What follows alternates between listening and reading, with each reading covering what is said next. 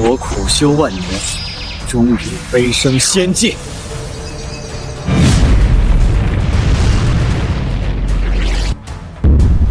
却发现所谓的仙界竟然是穿越前的地球，就连当年的班主任都还在，甚至还喊我去参加高考。这是什么情况？这里难道不是仙界吗？望着四周一栋栋耸立的高楼大厦，我的内心瞬间震撼不已。我不但没有升到仙界，反而回到了地球，回到了我的故乡临川市。不对劲，我明明在苍原界苦修了整整9000多年，可是为什么这里看起来跟我穿越之前相比，却并没有发生什么太大的变化？就在这时，我的心中突然闪过了一个荒谬的想法。难道地球跟苍原界的时间流速是不同的？我在苍原界虽然经历了9000多年，但地球上却没有过去太久。如果真是这样的话，那岂不是说妈和妹妹若萱都还健在？想到这里，我顿时兴奋起来，身体都忍不住有些发颤。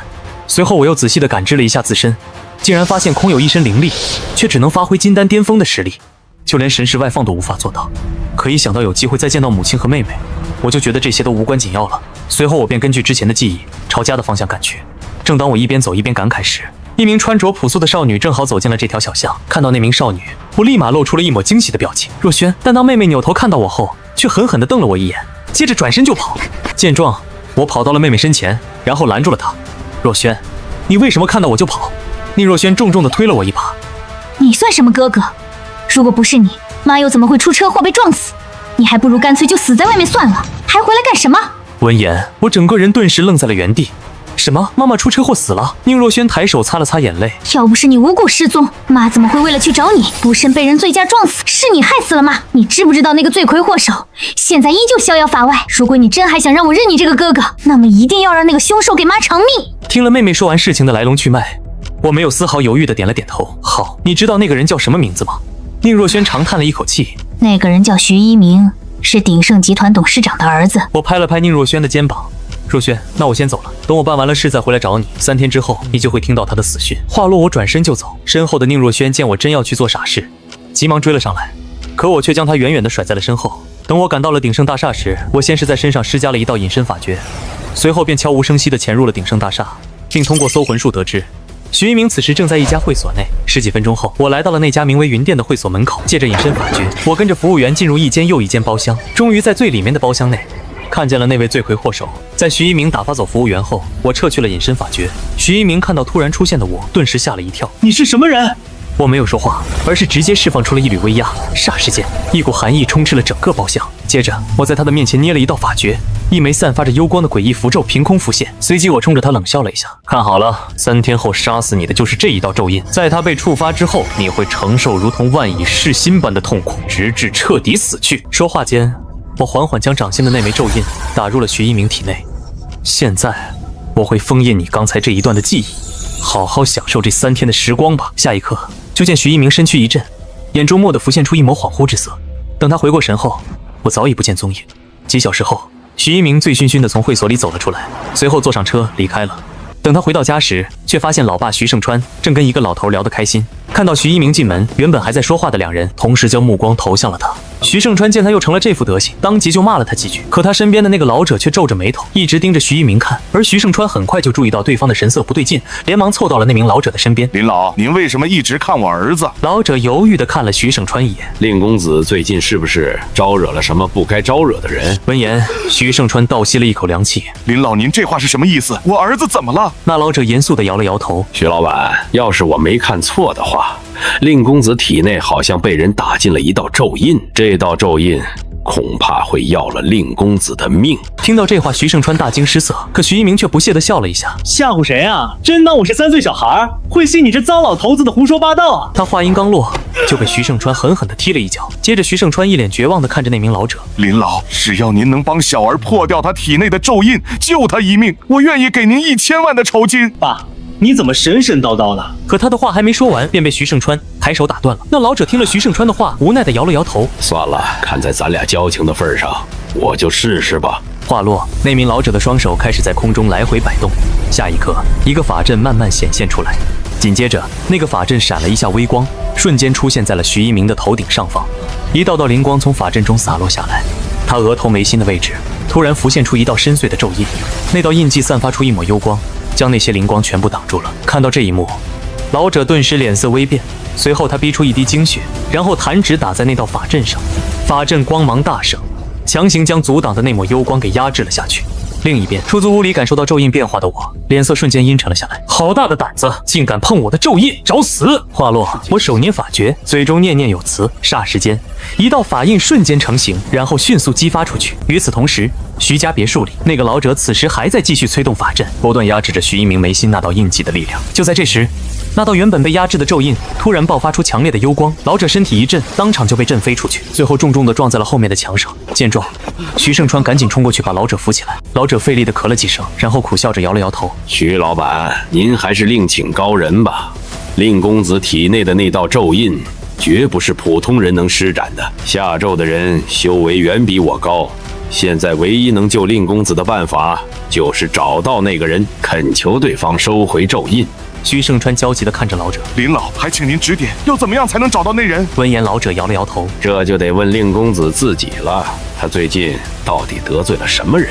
话落，老者颤颤巍巍地走向大门。好了，徐老板，老朽眼下身受重伤，不便在此久留，就先告辞了。待老者离开后，徐胜川狠狠地瞪着徐一鸣：“你给我说清楚，最近你到底得罪了什么人？”徐一鸣缩了缩脖子：“爸，我前几天酒驾撞死了一个女人，但我早就让人查过那个女人的资料，她的儿子和女儿都在上高中，根本不可能有能力给我下咒啊。除此之外，我真的想不出得罪过谁了。”徐胜川深吸了一口气：“既然你想不出具体得罪了谁，那就继续给我想，要还想不起来，到时候可没人能救得了你。”另一边，我感受着逐渐平稳的咒印，在心里冷笑了一声：“徐一鸣，你还想找人破开我的咒印，真是异想天开啊！”就在这时，我的电话突然响了起来。接通电话后，宁若萱的声音从里面传了出来：“哥，你到底去哪了？你千万不要做傻事啊！我只有你一个亲人了。”闻言，我长叹了一口气：“妹妹，我没事，我在外面租了个房子，你现在过来找我吧。”挂断电话后，我给宁若萱发了个共享位置。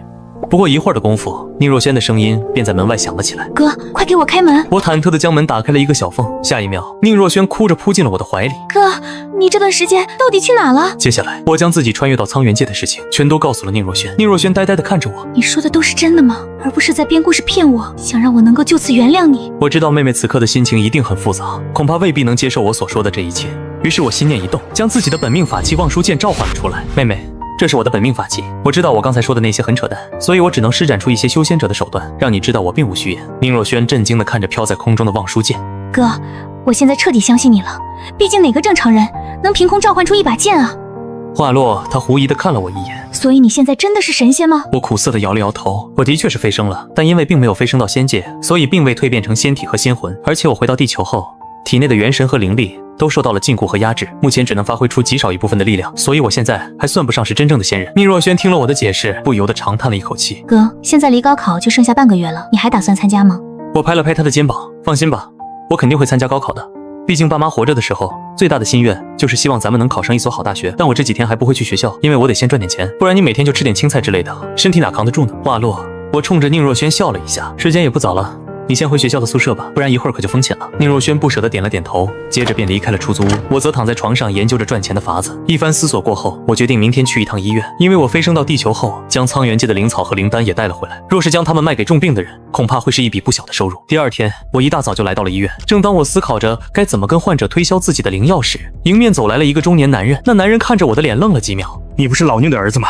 我叫何明远，你还记不记得我了？”我有些迟疑地看了他一眼：“您是我爸爸的工友，对吧？”对面的何明远刚想说些什么，他的身上却突然升起了一丝黑气，这是邪气入体的表现。于是我赶紧抬手打断了他：“何叔，你最近是不是招惹了什么不干净的东西？”我们工地前2天确实发生了一些怪事，有个工友说他半夜看见有纸人在天上飘，但我当时只当他是眼花了，所以并没有在意。但从那之后，我的身体就越来越弱。听了何明远的话，我的心下顿时了然，看来何叔所在的那个工地应该是有妖邪之物在作祟。想到这，我抬头看了他一眼：“何叔，你这是被邪祟吸了精气，恐怕会有性命之忧，我先帮你把体内的邪气给驱散吧。”可何明远却面带迟疑地看着我：“小宁啊，你怎么神神叨叨的？要不你也去挂个号吧？”我无奈地叹了口气：“等我帮你把体内的邪气驱除，你就知道我说的是真是假了。”话落，我拉着何明远走进了一旁的卫生间，将门锁上之后，我抬手掐了一道法诀，而后往何明远的眉心一点，下一刻，一缕缕黑气便从他的体内散溢而出。何明远一脸震惊地看着那些黑气，旋即猛地抬头看了我一眼：“小宁，你真的会驱邪啊？”我则轻笑了一声：“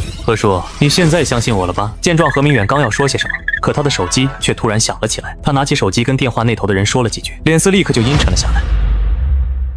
挂断电话后，他焦急地看了我一眼。小宁，我外甥突然昏倒了，他现在就在那个闹鬼的工地，你说他是不是也被邪气入体了？闻言，我点了点头，估计是这样的。何叔，你带我去一趟你们工地，我出手帮你外甥驱除体内的邪气，顺便看看你们工地是个什么情况。说着，我跟何明远一起走出了医院，然后打车赶往了工地。下车后，我看着眼前浓厚的邪气，心里顿时升起了一种不祥的预感。就在这时，不远处突然传来了一阵骚动，我抬头望去，只见一个脸色泛黑的青年正躺在人群中，时不时的还会抽搐几下。一旁的何明远见状，赶紧带着我跑到了青年的面前。我看着凝聚在青年眉心处的黑气，对着何明远摇了摇头：“何叔，你外甥被邪祟附体了，怕是很难撑过2天。不过有我在，问题就不大。”话落，我走向了那名青年，却被一个穿着西装的男人拦了下来。“你个江湖骗子，在这鬼扯什么呢？还不快滚！”说着，他恶狠狠地瞪了何明远一眼：“赶紧把你外甥送去医院，可别真出了事。要是因此延误了工期，我可是要赔上一大笔钱的。”何明远则冲着那个男人点头哈腰：“张总，小宁他不是江湖骗子，他真的帮我驱除了体内的邪气啊！你看我的脸色，是不是比之前好多了？”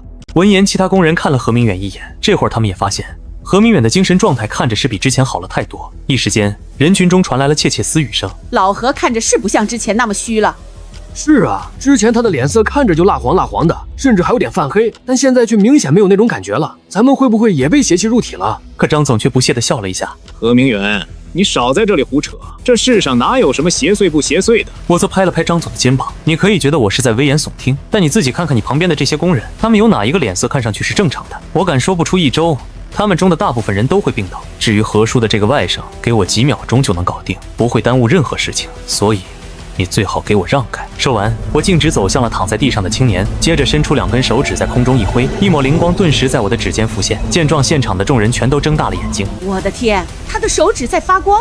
难不成他还真是一位高人？那光的颜色也不像是什么化学反应能产生的。就连张总的脸色也有些惊疑不定起来。我没有理会众人的反应，而是直接将手指按在了青年的眉心上。聚集在青年眉心处的那团黑气顿时剧烈沸腾起来，并发出阵阵轻微的嗤嗤声响，然后迅速的消融。随着那些黑气不断的被消融，那青年的眉心处突然传出一声尖锐的笑音。下一秒，一张纸人带着一团黑气，凶狠地扑向了我的面门。可我却冷笑了一声：“小小邪祟在我面前还敢造次，给我死！”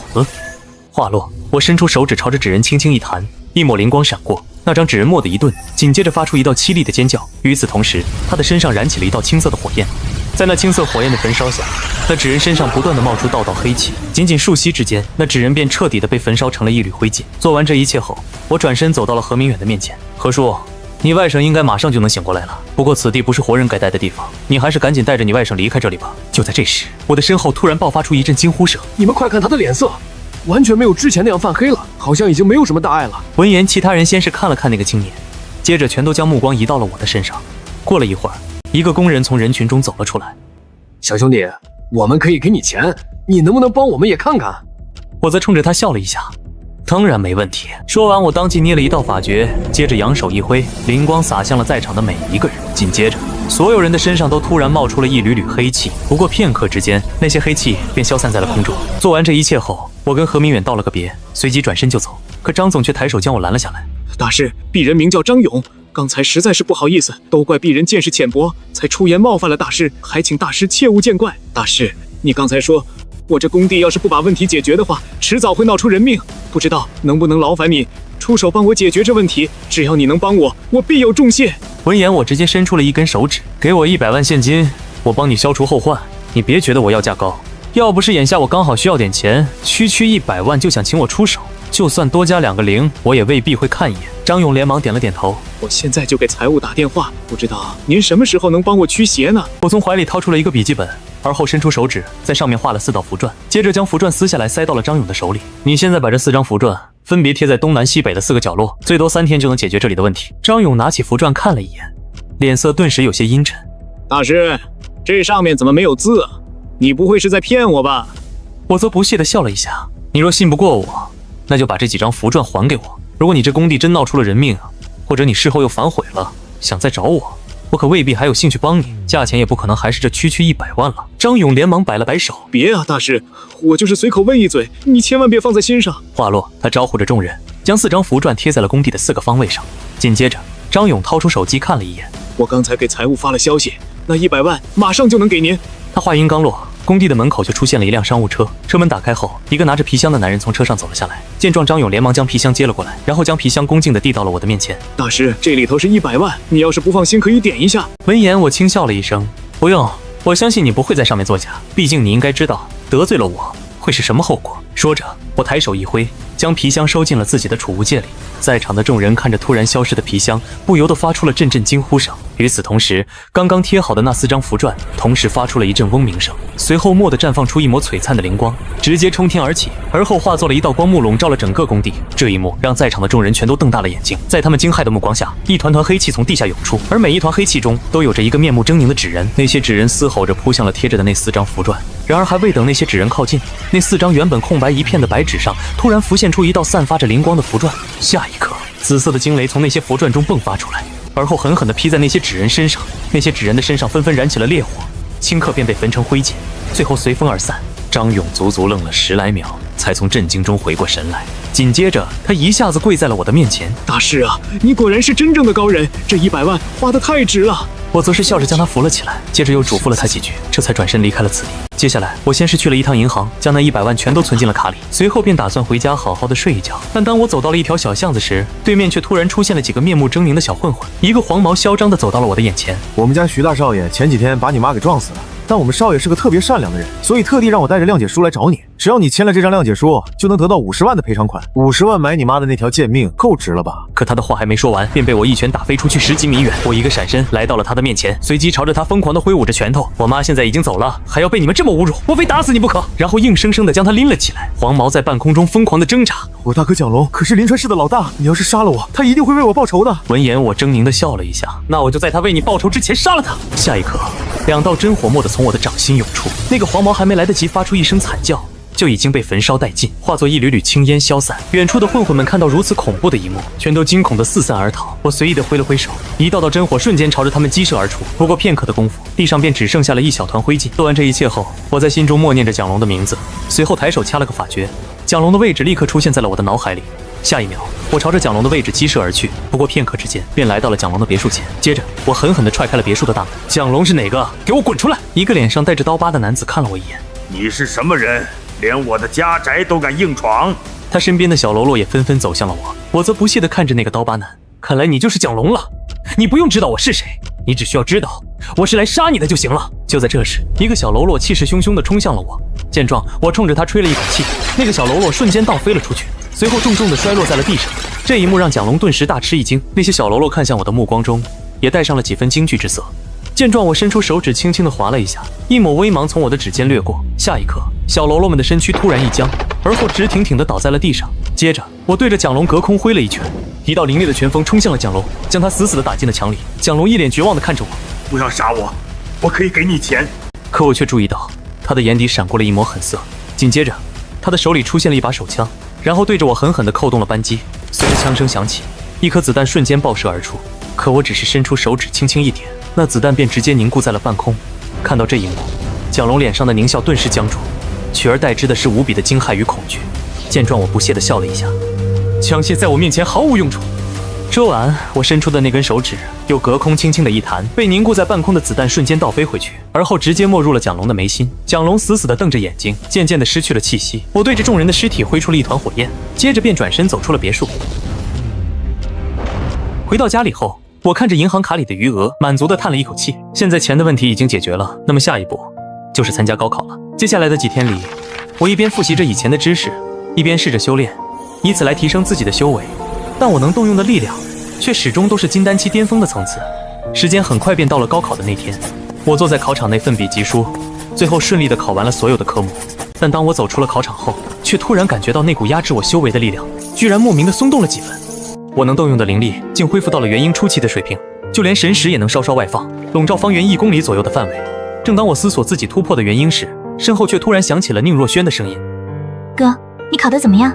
我扭头冲着他笑了一下，考得还不错。对了，我打算报考隔壁市的江南大学，到时候要不要跟我一起去？宁若萱笑着拉住了我的胳膊。那我这一年好好学习，等明年就去找你。我笑着摸了摸她的头发。好了，你得回学校了。闻言，宁若萱乖巧地点了点头，然后转身离开了考场。我则向着出租屋的方向走去。将出租屋的门打开后，我看着里面老旧的装修，在心里长叹了一口气，看来还是得自己买套房子。不过临川市的房价这么贵，我手里的这100万怕是不够，不如将我从苍原界带回来的灵玉卖掉吧。想到这，我从储物戒中拿出了2块灵玉，然后用灵力将它们雕刻成一对龙凤玉佩。第二天一早，我赶去了全市最大的古玩市场，接着在路边支了个小摊。过了一会儿，一名老太太在我的摊位前停了下来，我刚想向她推销自己的玉佩，可那个老太太却直接将玉佩攥在了手里。你这玉佩怎么卖呀？见状，我冷冷地看了她一眼，100万1块。那个老太太瞬间瞪圆了眼睛，就这么一块破玉佩，你要100万，你怎么不去抢啊？这样吧，500块钱我就拿走了。我被老太太气得笑了一下，随即冷冷地盯着她，你还是去别的摊位看看吧，麻烦你把我的玉佩放下。可老太太却依旧死死地攥着我的玉佩。你是觉得我买不起吗？不就是一块破石头吗？好像谁稀罕似的。闻言，我强忍着怒气走到了她的面前，我给你10秒钟时间，你要是再不放下我的东西，就别怪我自己动手了。谁知我话音刚落，那个老太太居然一屁股坐在了地上。又来人了，打人了！这个小伙子要欺负我这个老太太。周围的路人听到了她的嚎叫声，纷纷诧异地望了过来。我懒得再跟她废话，伸手想要将那玉佩从她的手里抠下来，可老太太还是攥着玉佩不肯撒手。于是我只能激发出了一道灵力，直接控制住了她的双手。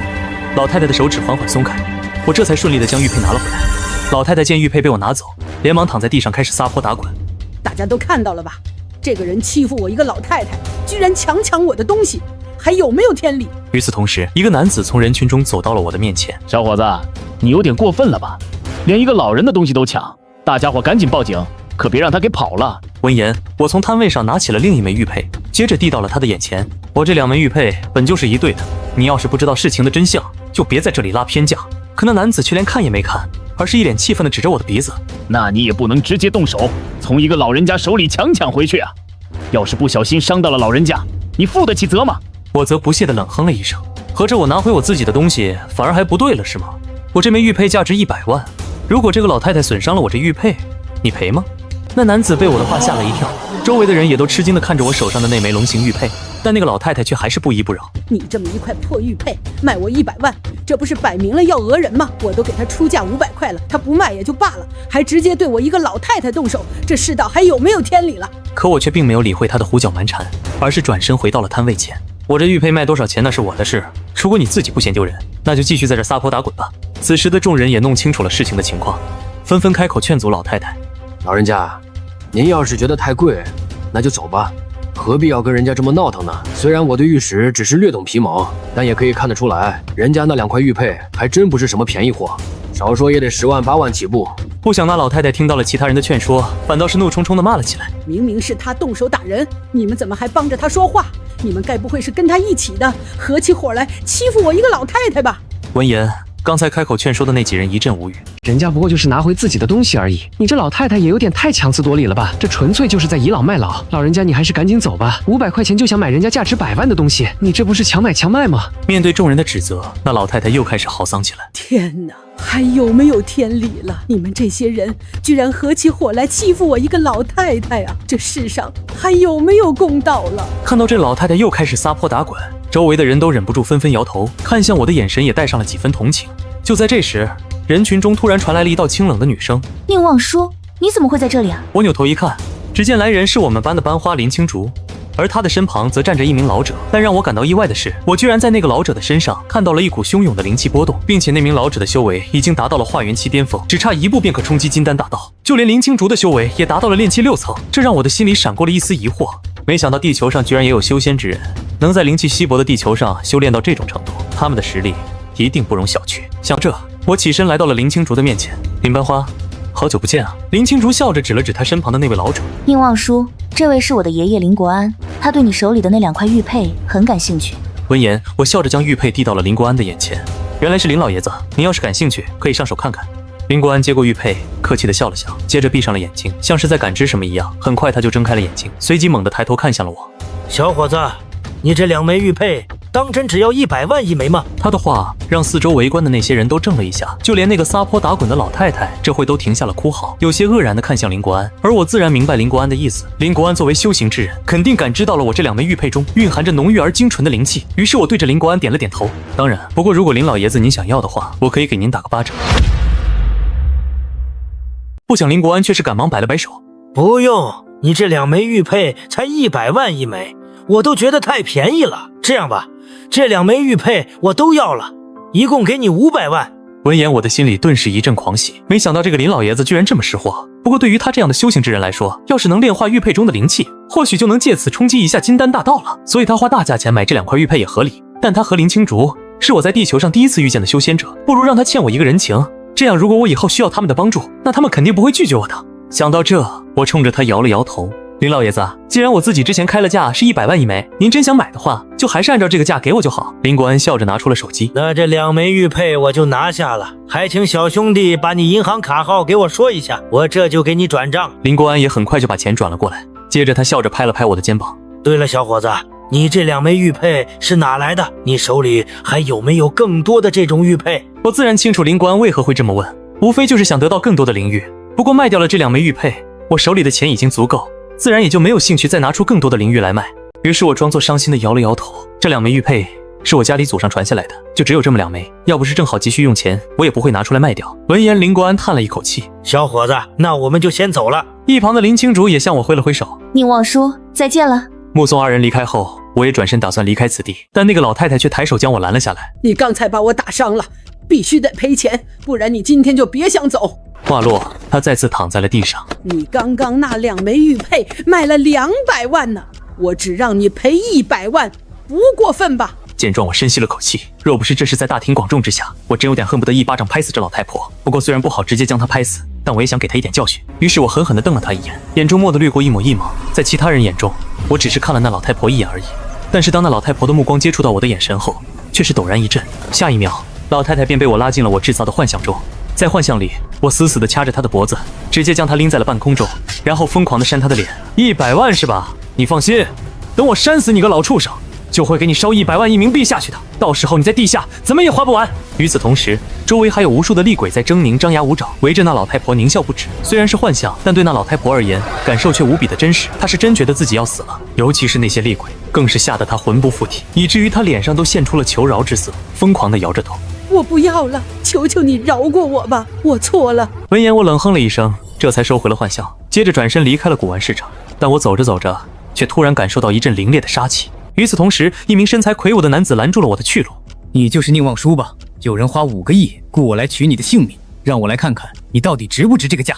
我感受着他身上那股来自化元气的修为，心中顿时了然。看来徐一鸣的家人已经发现是我杀了他了。不过他的家人居然会让修行者来杀我，真是不自量力啊！那男人见我没有回答他的问题，一个闪身来到了我的面前，随即张开五指狠狠地抓向了我。我伸手轻轻一挥，一重无形的屏障瞬间将我笼罩其中，伴随着一声闷响，男子的五指狠狠地抓在了那无形护罩上。那男子顿时惨叫了一声，捂着手连连后退。见状，我抬手捏了一道法诀，一抹灵光化作绳索猛地飞向他，接着将他死死地绑住。我则不紧不慢地走到了男人的身前，随即对他使出了搜魂术。原来他是暗杀组织血神殿的杀手，和其他的暗杀组织不同，血神殿里面的杀手全都是修行之人，而这个男人此次前来暗杀我，是受了徐一鸣的父亲徐胜川所托。得知此事后，我在心里冷笑了一下，看来这个徐胜川是个大麻烦啊！还有这个血神殿，我同样不会放过。想到这，我瞥了一眼那个男人，接着张开手掌，隔空一捏，男人的身体瞬间变成了一股青烟。徐胜川，既然你这么急着找死，那我就亲自登门送你一程。赶到了徐家的别墅后，我抬腿猛地踹开了别墅的大门，然后不紧不慢地走到了2楼。过了一会，一个中年男人从一旁的房间里走了出来，他盯着我的脸看了几秒，随即从背后抽出了一把尖刀。宁望舒，我不是雇了杀手去杀你吗？你怎么还活着？闻言，我不耐烦地挥了挥手，看来你就是徐胜川了。你雇的那个废物杀手被我杀了，现在你也该去死了。话落，我直接打出一道咒印落在徐胜川的体内。下一刻，徐胜川的身躯突然一震，他剧烈地挣扎了几下，最后无力地跪在了地上。我看着已经暴毙的徐胜川，不屑地冷笑了一下，真是自作孽不可活。收回目光后，我悄无声息地离开了徐家。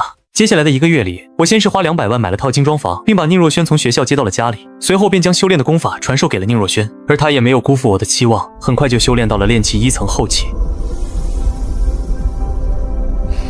不知不觉间，时间已经来到了高考分数公布的那天，但当我输入了自己的准考证号后，手机上显示的画面却是一片空白。但很快我就注意到了成绩查询界面下方还有一行小字：你的位次已进入全省前50名。具体情况请于27日查询。见状，我忍不住笑了笑，看来我的总成绩进了全省前50，被暂时屏蔽了成绩。此时宁若轩也注意到了那一行小字，开心地摇了摇我的胳膊。哥，咱们今晚做顿好吃的吧，庆祝一下你考了全省前50。就在这时，门外突然传来了一阵敲门声，我好奇地将门打开，只见张勇正一脸笑意地看着我。大师，好久不见啊！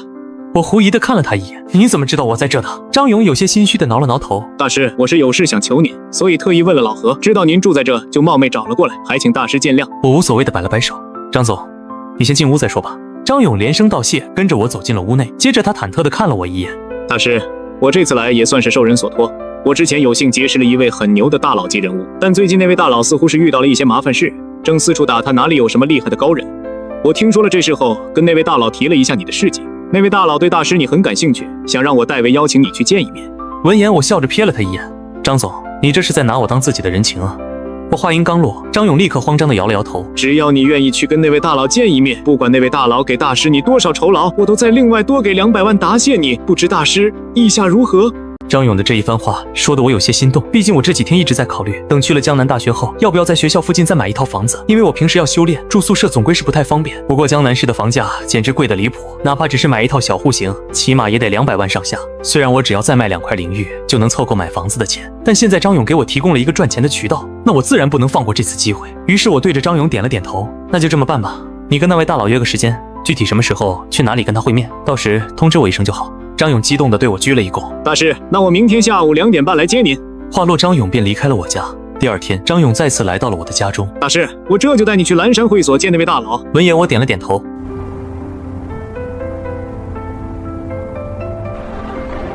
大约20分钟后，张勇开着车来到了一家会所。我们走进包厢时，主位上正坐着一名气质深沉的老者，在其身后还站着几名保镖，而他的左侧则坐着一名虎视英灵的中年男子。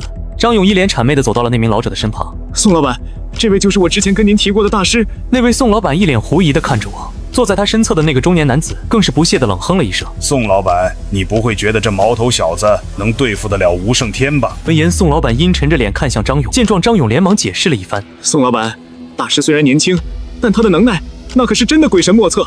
我是亲眼看到大师只是那么一弹指就灭了一个邪祟，而且大师给我的几张符篆也轻而易举地灭掉了不下20-30个邪祟。可他的话还没说完，便被中年男子打断了。就算他真能诛灭邪祟，但他的这些手段可未必能对我们这样的武者有作用。这一次，我们要面对的是一位真正的武道高手。那吴胜天早已踏入先天之境，便是我也不敢说能有多少把握能应对得了。这小子毛都没长齐呢，能有多高的修为？让他来助阵，纯属找死。而张勇虽然有心想替我辩驳，但又不敢贸然开口，只能无助地看了我一眼。宋老板此时也皱眉瞥了张勇一眼，我将所有人的反应尽收眼底，不禁哑然一笑。先天之境又如何？在我眼里，先天高手和普通人并无区别。闻言，中年男子顿时冷哼一声：年轻人真是不知天高地厚，连先天境都敢不放在眼里。今日我便让你好好见识一下什么是先天高手，免得你这小辈不知天高地厚，真以为会点诛邪驱煞的手段就能藐视先天境的武者。说完，他一掌轻轻按在面前的实木茶几上，待他收回手掌后，那实木茶几上竟出现了一道不下半寸深的掌印。看到这一幕，宋老板以及他身后的几名保镖，包括张勇，都不禁倒吸了一口凉气。好半晌，那宋老板终于回过神来，他深吸了口气，眼中满是震撼之色。临川大能胡广济的名号果然名不虚传，有胡师傅在，此番与齐家之争总算是有几分把握了。闻言，胡广济露出一抹傲然之色。宋老板过奖，我只用了不足30%功力而已。不过齐家这次找来的那个吴胜天，与我同为先天境的高手，真正交手起来，我也未必敢说能有几分把握。我看着胡广济那得意的样子，索性直接走了上前，然后轻轻地按在那实木茶几上。这很难办吗？说完，我抬起了自己的手掌，实木茶几上顿时出现了一道深深的掌印，连指纹都清晰可见。见状，胡广济的脸上闪过了一丝惊讶之色，但很快就重新变回了鄙视。宋老板看着我的掌印愣了几秒，随后起身走到了我的面前。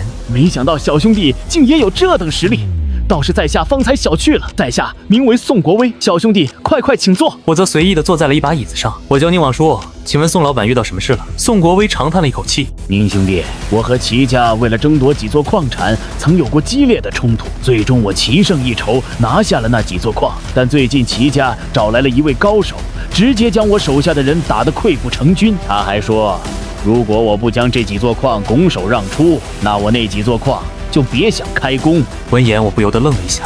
那宋老板怎么不报警？可宋国威却苦笑了一下。这种事一般都是靠自己解决的，实力不够就保不住自己的矿。所以，如果我想保住那几座矿，就只能打败对方请来的那位高手。说着，宋国威拿出了一张黑卡。宁兄弟，只要你愿意助我保住这几座矿，我可以给你跟胡师傅一样的1000万作为辛苦费。不知宁兄弟意下如何？我略微沉吟了一下，随即伸出了5根手指。宋老板，5000万我帮你摆平此事，不论之后对方再找什么高手来，我都一并帮你解决。我话音刚落，一旁的胡广基就愤怒地站了起来。年轻人，宋老板也给你开出1000万的价码，让你跟我平起平坐，但你居然敢要5000万，未免有点太过于狂妄了吧？我则淡淡地瞥了他一眼，正是因为你的出场身价是1000万，所以我才开口要价5000万，以拉开跟你的档次区别。你是什么档次，也配跟我一个身价？何况我既然敢开这个口，自然有十足的底气和自信。胡广基脸色涨红地指着我的鼻子，你这个不知天高地厚的小子，我非打死你不可！一旁的宋国威看到胡广基动怒，赶紧快步走到了他的面前。2位还请稍安勿躁，你们2位都是我邀请来助阵的客人，切勿因为这些而起了内讧。但我却在宋国威的脸上看到了一丝犹豫，而我也明白他为什么会犹豫。毕竟他要是真答应了我的报价，那胡广基肯定不乐意。可他要是将胡广基的报酬也提到5000万，我同样也会不满。在他看来，凭我刚才丝毫不逊于胡广基的那一手，就绝对也是一位高手。胡广基自己都直言没有多少把握能对付得了齐家找来的那个吴胜天，若是能加上我的话，胜算无疑大大的提升。但他却不知道，胡广基根本无法和我相提并论。于是我冲着宋国威笑了一下，这样吧，宋老板，如果这位胡师傅自己就能解决对方，不需要我出手，那么你只需要付我500万车马费就行。若是这位胡师傅解决不了，那么你就得给我5000万。闻言，宋国威长舒了一口气，好，就照宁兄弟你说的。话落，宋国威有些迟疑地看了我一眼。宁兄弟，若是你2人单独都对付不了那个吴胜天，需要2人联手的话，这个钱又该怎么算呢？可我却自信地笑了一下，这种可能性不存在，我一旦出手，就不需要其他人再插手。而宋国威见我如此自信，虽然还是略有担忧，但还是点了点头。既然如此，那我就信你一回。一旁的胡广基则冷笑了一声，但很快他的表情就阴沉了下来。毕竟他要是能击败吴胜天，那我什么都不用做，就能得到500万。可既然宋国威都开口了，他倒也不好多说什么。就在这时，宋国威上前一把握住了我的手。宁兄弟，咱们明天上午就去我的矿场上吧。齐家人这几天一直在那守着，咱们直接过去就行。闻言，我点了点头，没什么的话我就先走了。明日具体何时动身，你直接让张总知会我一声就行。说着，我特意看了眼站在一旁的张勇。我之所以让宋国威通过张勇来联系自己，就是为了提高张勇在宋国威面前的分量。毕竟我的妹妹还得在临川待1年，兴许真有用得上张勇的时候，现在借此机会卖他个人情，将来也好支持他。而张勇也明白了我的目的，连忙冲宋国威笑了一下。宋老板，那您明日动身之前知会我一声，到时我去接大师过来跟您会合。那在下就先告辞了。话落，张勇小跑到包厢的门前，紧接着拉开了大门，而我也不紧不慢地走了出去。回到家里后，宁若萱已经做好了晚饭。我看着桌子上色香味俱全的菜品，宠溺地摸了摸宁若萱的脑袋。妹妹真是长大了，都会自己做饭了。宁若萱笑着拍了我一下。好啦，哥哥，先吃饭吧。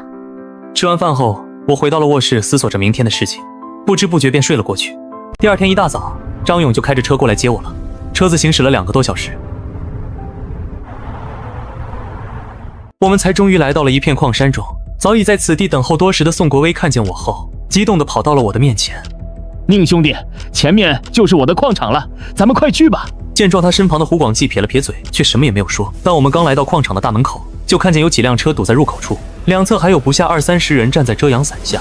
那些人看见我们，纷纷面色不善地走了过来。其中为首的2个人，分别是一名青年男子和一个长相凶悍的中年男子。我看着中年男子身上那狂暴的气息，心中顿时了然，此人的修为已经达到炼气期9层，看来他就是吴胜天。他的修为可比胡广基高出不少。就在这时，那名青年笑盈盈地走了上前，然后冲着宋国威嘲讽地笑了一下。这不是宋老板吗？我听说你最近一直在找高手，想以此来对付我齐天磊。不过你找的都是些什么东西？这个胡广基我倒是还认识，至于另一个人吗？说着，青年不屑地打量了我一眼。你一个毛头小子来这里凑什么热闹？要是我们把你打伤了，你会不会回家哭鼻子？闻言，我冷冷地看着那名青年，就凭你们也想把我打伤？真是笑话！你会为你今天的话感到后悔的。但现在就让胡广济先陪你们玩玩吧。话落，我转身对着胡广济撇了撇嘴。而胡广济虽然被我的话搞得十分不爽，但眼下最要紧的事是打败吴胜天，所以他还是一脸严肃地走到了吴胜天的面前。吴胜天，我知道你乃先天高手，不过我胡某也同样已入先天之境，并没有比你差多少。说着，胡广济直接散发出一股强悍的威压，无论是宋国威等人，还是对面的齐天磊等人，都感受到了一股强烈的压迫感袭来。一时间，齐天磊与他身后的那些手下顿时面色一变，可我却在心里轻笑了一声。这胡广济自以为他能与对方一较高下，殊不知他的修为与对方差的可不是一点半点。不过这样也好，只要胡广济输了，那5000万可就是我的囊中之物了。就在众人惊叹之际，那吴胜天却突然咧嘴一笑。不过区区先天1重的修为，也敢说不差于我？谁给你的勇气？今日我便叫你知道，哪怕同样是先天，也有天壤之别。说完，吴胜天身形一动，整个人化作一道残影，猛地冲了上去。与此同时，吴胜天右拳一握，一股无比狂猛霸道的气势顿时喷薄而出，狠狠地轰向了胡广济。见状，胡广济急忙抬臂招架。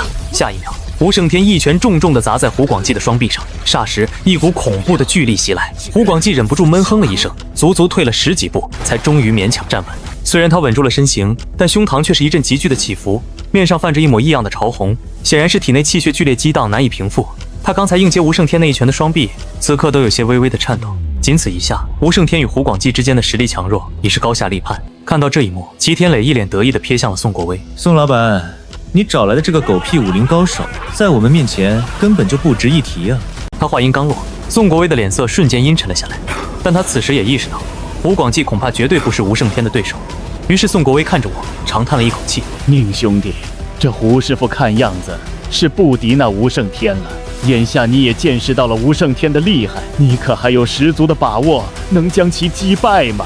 闻言，我淡淡一笑：“宋老板，你就放100个心吧，你只需要准备好答应给我的那5000万就行，其他的交给我便是。”宋国威无奈地点了点头：“宁兄弟，5000万我早已准备好，那接下来就看你的了。”胡广济此时也缓了过来，他死死地盯着吴胜天：“你的修为难道已经达到先天3重了吗？”吴胜天冲着他嘲讽地笑了一下：“我的确早已突破至先天3重，并且只差1步便可迈入化元之境。你不过区先天1重的修为，也敢在我面前大放厥词，真是不知死活。”吴胜天双拳一握：“不过你能硬接我一招而不重伤，也算是有几分本事。我倒要看看你还能不能再接我一招。”吴胜天再次身形一闪，又是一拳凶悍无比的朝着胡广济轰击了过去。吴胜天爆发出的威势，甚至比刚才那一拳更加的狂猛。胡广济只能举起双臂抵挡对方这一拳，二者交汇的瞬间，胡广济顿时倒飞了出去，最后重重的落在了地上。就在这时，齐天磊面带嘲讽的看了我一眼：“小子，你不也是宋国威请来的高手吗？怎么躲在一旁看热闹？是害怕了吗？”闻言，我不疾不徐地走了上前：“你请来的这个吴胜天，连化元期都没达到，不过就是个小卡拉米，你在狂什么呢？”我的话让在场的人都瞪大了眼睛，不远处的吴胜天更是怒气冲冲地看着我：“小子，你找死！我要亲手将你的4肢全部拧断，然后废了你的丹田，让你从此彻底变成一个废人。到时候我看你还如何猖狂！”说话间，吴胜天身上弥漫出一股浓烈的煞气，那股恐怖的气势吓得其他人面色发白，可我却淡淡的笑了一下：“我没工夫听你的废话，快点上吧。”我话音刚落，吴胜天便挥舞着拳头朝着我击射而来。可我面对着威势极其可怕的一拳，却只是轻蔑地笑了一下，随即张开右手直接抓向了对方的拳头。看到这一幕，吴胜天的脸上露出了一抹狞笑：“居然敢直接来抓我的拳头，真是找死！”但他的话还没说完，就被我一把攥住了拳头。吴胜天顿时一愣，然后诧异地看了我一眼。就在吴胜天吃惊之际，我忽然对着他咧嘴一笑：“你刚刚说要拧断我的4肢，是这样拧断吗？”话落，我的五指猛地一拧，一道清脆的断骨声音传出，吴胜天的右臂顿时无力地垂了下去。他一脸震惊地捂着自己的手臂：“你怎么会这么强？这根本不可能啊！”其他人也都一脸不可思议地看着我，齐天磊更是吓得一屁股跌坐在地上：“这不可能！吴师傅怎么会被那小子拧断胳膊？”而宋国威则一脸惊喜地看着我：“宁兄弟果然毫无虚言，什么狗屁的先天不先天，在宁兄弟面前还真就不堪一击。”闻言，我在心里轻笑了一声。胡广济听到这种话，怕不是会被气死。想到这，我扭头看了一眼胡广济，却正好看见了他那充满了震惊的双眼，但我并没有理会他的反应，而是将目光移回到了吴胜天的身上。我早就说过，你一个连化元期都尚未踏入的小卡拉米，在我面前什么也不是。吴胜天一脸悲愤地盯着我：“小子，我还没输呢！”下一刻，他突然抬起左拳，猛地轰向了我的腹部。我见他在这种情况下居然还能反击，眼中不禁露出一抹惊讶之色。倒是一个狠人啊！不过可惜你的对手是我，在我面前，你的任何手段、任何反击都只是徒劳。说话间，我随手松开了吴胜天被拧断的手臂，接着一把捏住了他的左拳，随即用力一拧，又是一声清脆的声响。吴胜天顿时痛苦的仰头大叫。我看着因为剧痛而浑身战栗的吴胜天，轻轻地拍了拍他的脸。我这人还挺记仇的，你刚刚说要将我四肢打断，还要废了我的丹田，让我彻底变成一个废人，那我只好照着你说的去做了。闻言，吴胜天脸上顿时露出一抹惊恐之色。我错了，求你放过我。然而还未等他话音落下，我已经抬脚对着他的左腿狠狠地踹了下去。吴胜天的左腿顿时折断，直接单膝跪了下去。我则对着他的右腿也踹了一脚。紧接着，我居高临下的俯视着他。现在只剩你的丹田了。吴胜天望向我的眼神充满了惊恐。不要，求求你不要废掉我的丹田。若是我的丹田被废，我这数十年苦修的一身修为就彻底没了。可我却摇了摇头。以后你就安安心心的做个普通人吧。虽然你的四肢断了，但以现在的医学水平还是能康复的。至少我还给你留了条生路，不是吗？闻言，吴胜天咬牙切齿地瞪了我一眼。你若敢废我一身修为，我师父绝不会放过你的。我则不屑地笑了一下，我倒要看看你师父又有多大的能耐。你尽管让你师父来找我报仇，希望他别让我太失望才好。说着，我屈指一弹，一道指锋顿时从我的指尖迸发，随即朝着吴胜天的丹田击射而去。见状，吴胜天惊恐地瞪大了眼睛。你给我等着，我师父一定会为我报仇的。但此时，那道指锋已经没入了他的丹田之中。伴随着一声轻响，吴胜天的丹田直接破碎，体内的真气也在疯狂地消散。吴胜天捂着肚子挣扎了几下，最后昏厥了过去。结束战斗后，我转身走到了宋国威的面前。宋老板，这个结果你还满意吧？宋国威笑着点了点头。宁兄弟，这次多亏了你，等我处理完了剩下的事后，我再好好款待宁兄弟一番。至于那5000万，我稍后就打到宁兄弟你的账上。说完，他又讨好的看了我一眼。宁兄弟，我再给你5000万。你应该不介意跟我一起去齐家的那些矿场走一趟吧？闻言，我点了点头，正准备坐回张勇的车子，却被宋国威热情地邀请坐进了他的车内。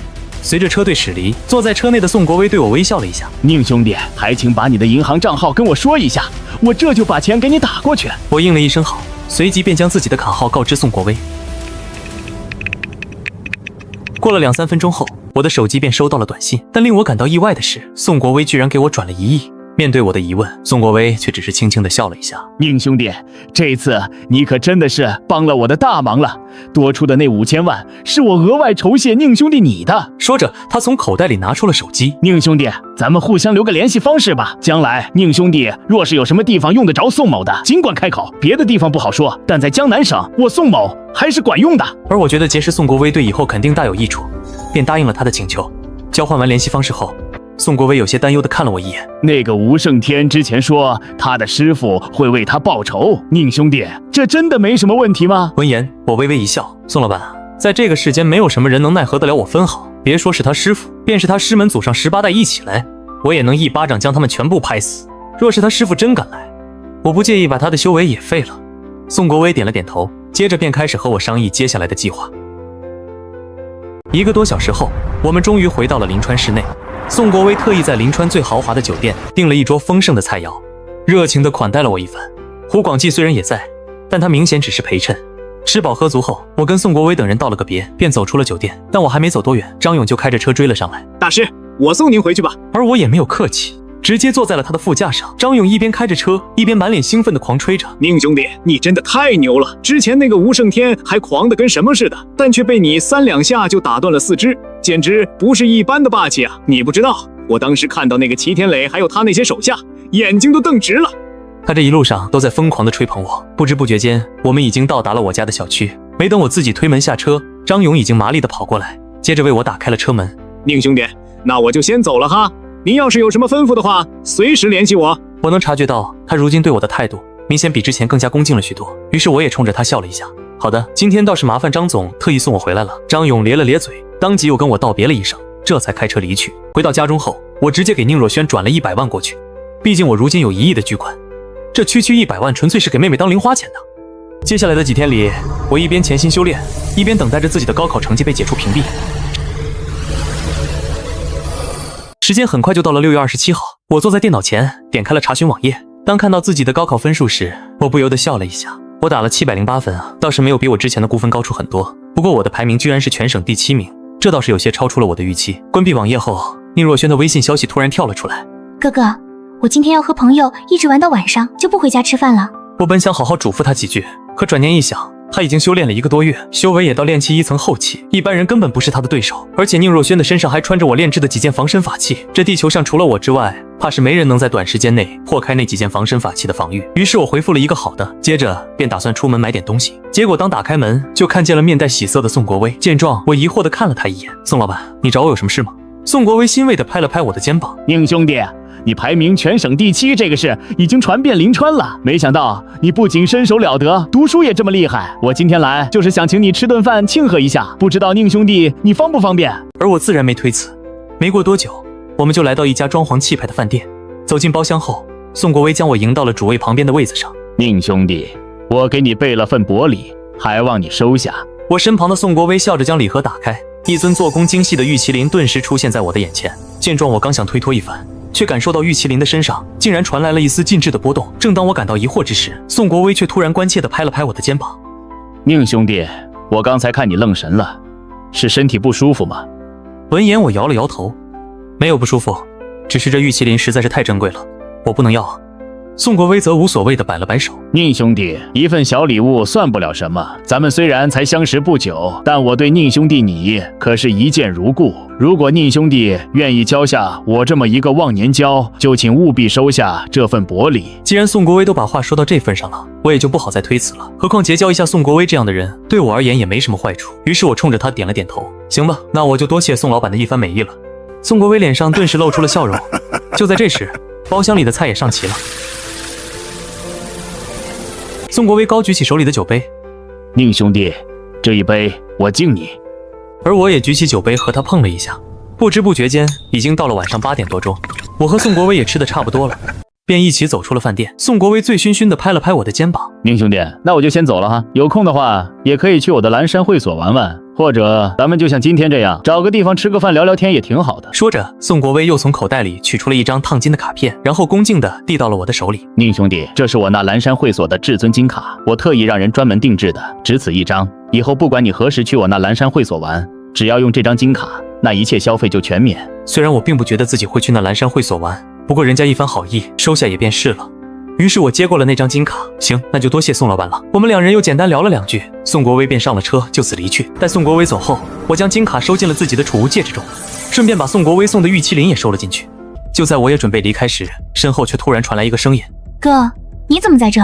闻言我回头看去，只见宁若萱正好从酒店里出来，而后兴冲冲地走了过来。跟她一起的还有好些男男女女，她身旁的那个女生双眼放光地看着我，走在后面的人则纷纷在打量着我，脸上或多或少露出了几分轻蔑之色。我看着他们身上那些价值不菲的潮牌，又看了看自己身上的普通穿着，心中顿时了然。就在这时，宁若萱面带笑意地站在了我的面前，随后指了指她身旁的那个女生：哥哥，这位是我的同桌沈安然，身后的那些人是他的朋友。沈安然一脸崇拜地看着我：原来你就是若萱的哥哥啊！前几天就听若萱说，你今年高考可是考了708分，全省第7呢。宁若萱笑着摇了摇沈安然的手臂：我哥哥可是很厉害的。对了，你刚才不是说想去便利店买点东西吗？咱们快去吧。说着，宁若萱抬头看了我一眼：哥哥，你在这等我一会儿，咱们俩一起回家。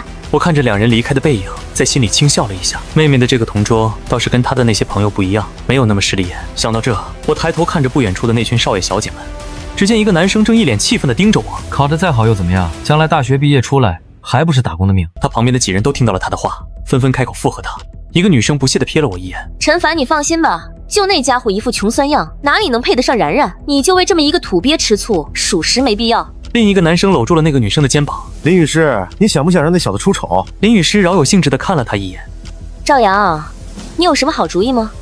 赵阳轻笑了一下：你们听说过森爷吗？就是那位在咱们临川手眼通天、黑白2道通吃的郑森。据说森爷背后的靠山，那更是跺一跺脚，整个江南省都要震动的顶级人物。而我之前可是有幸跟森爷一起喝过酒的，跟他手下的头号大将刀哥，那更是熟得很。咱们将这小子约到森爷的 KTV 去，剩下的就交给我了。到时候我让那小子出个大丑。听到赵阳的话，几人顿时都有些兴奋起来，看向赵阳的眼神更是满是崇拜。还是赵哥牛逼啊！居然跟森爷都喝过酒。那位刀哥我也听说过，那可是森爷手下的头号猛人。听说他以前曾经一个人追着10几个人砍，不是一般的刁。赵阳听着其他人的吹捧，脸上写满了得意。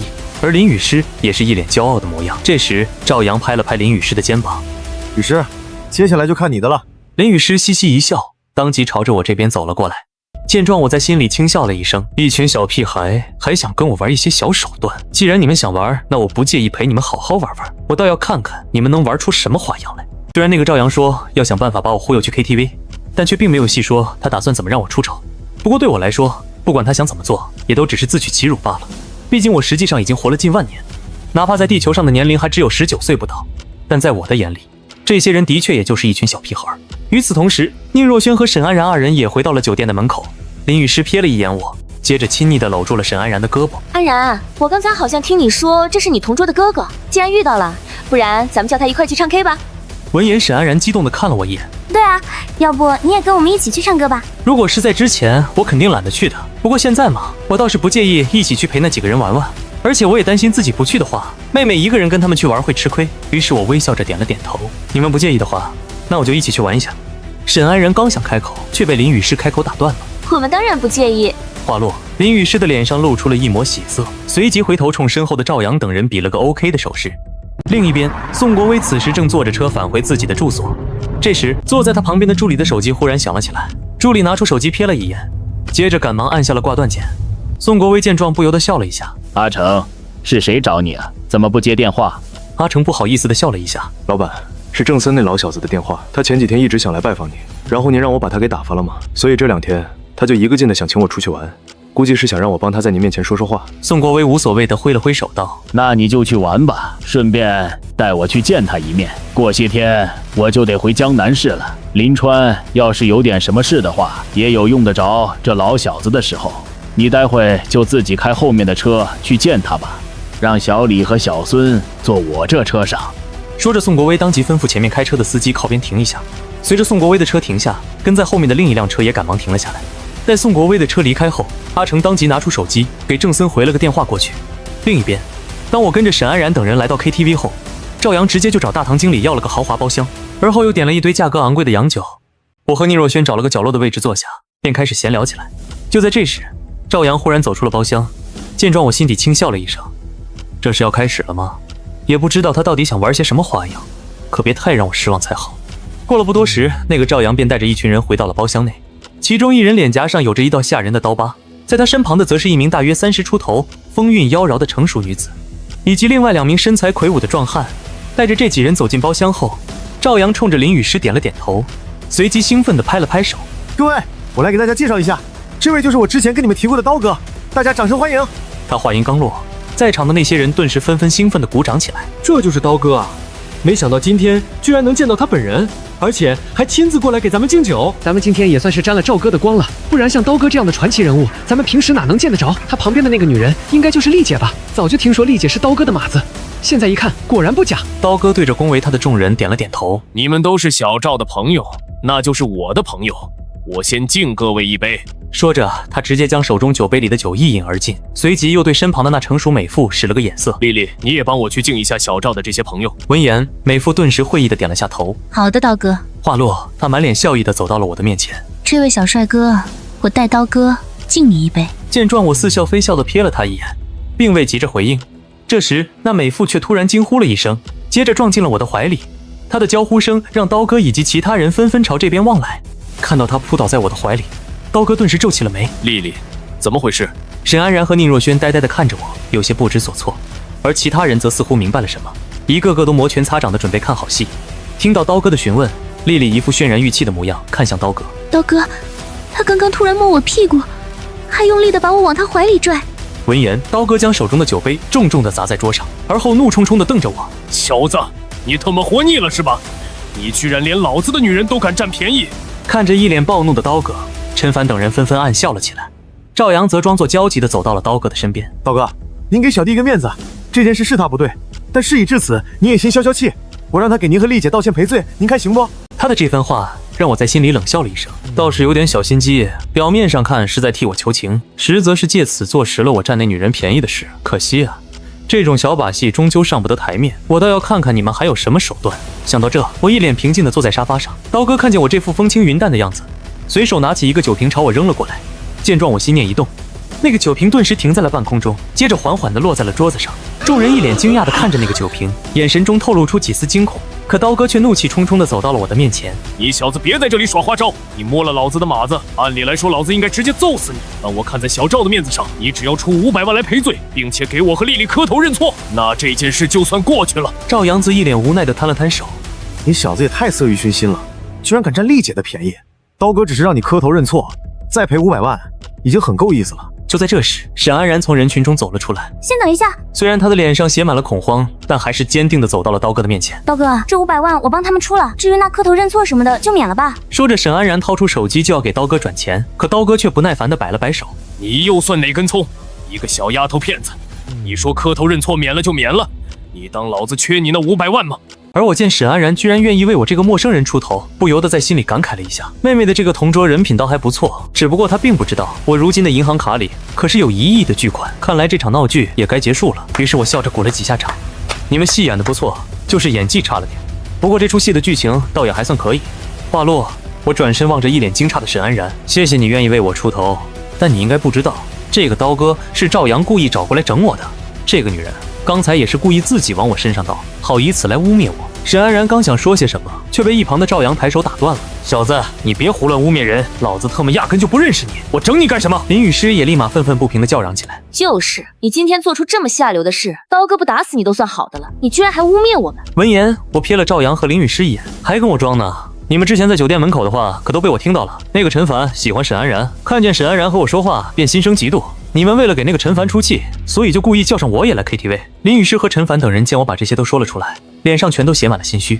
就在这时，刀哥突然冷笑了一下：“小子，你挺能编的啊！大家都看到了，你把丽丽拽占她的便宜，居然还能这么倒打一耙。既然你死不认错，那就别怪我不客气了。”话落，那刀哥对身后的2名手下使了个眼色，那2人当即冷笑着走了上前，随即2人一左一右猛地各自出拳，狠狠地砸向了我。见状，我直接对着2人踢出2脚，下一刻，那2名壮汉瞬间倒飞了出去，接着狠狠地砸在了包厢门上，直接将门板给撞碎了。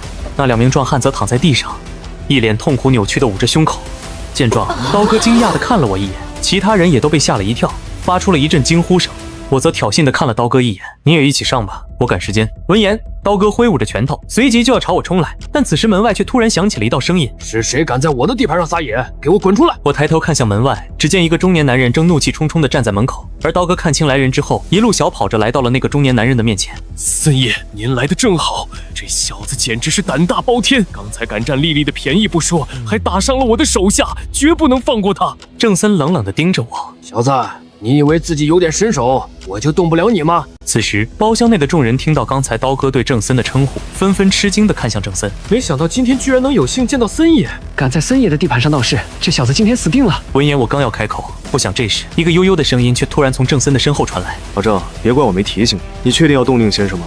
这突如其来的声音让众人皆是一愣，纷纷朝郑森的身后望去。郑森也同样愣了一下，赶忙回头看向阿成：“成哥，您这是什么意思？还有，您口中的那位宁先生又是什么人？”而包厢内的其他人看到郑森此刻那一副惊慌，甚至可以说是有些唯唯诺诺的模样，不由一阵愕然，继而纷纷吃惊地看向阿成。这个人到底是什么来头？居然能让大名鼎鼎的森爷都如此伏低作小，而且他看着也就30出头的模样，但森爷居然称呼对方成哥。而刀哥听到阿成的语气不善，赶忙狗腿地走到了阿成的面前：“成哥，森爷何时说要动那什么宁先生了？您是不是误会了什么？森爷刚才只是说要教训一下这个不知天高地厚的小子而已啊！”说着，刀哥还指了下我。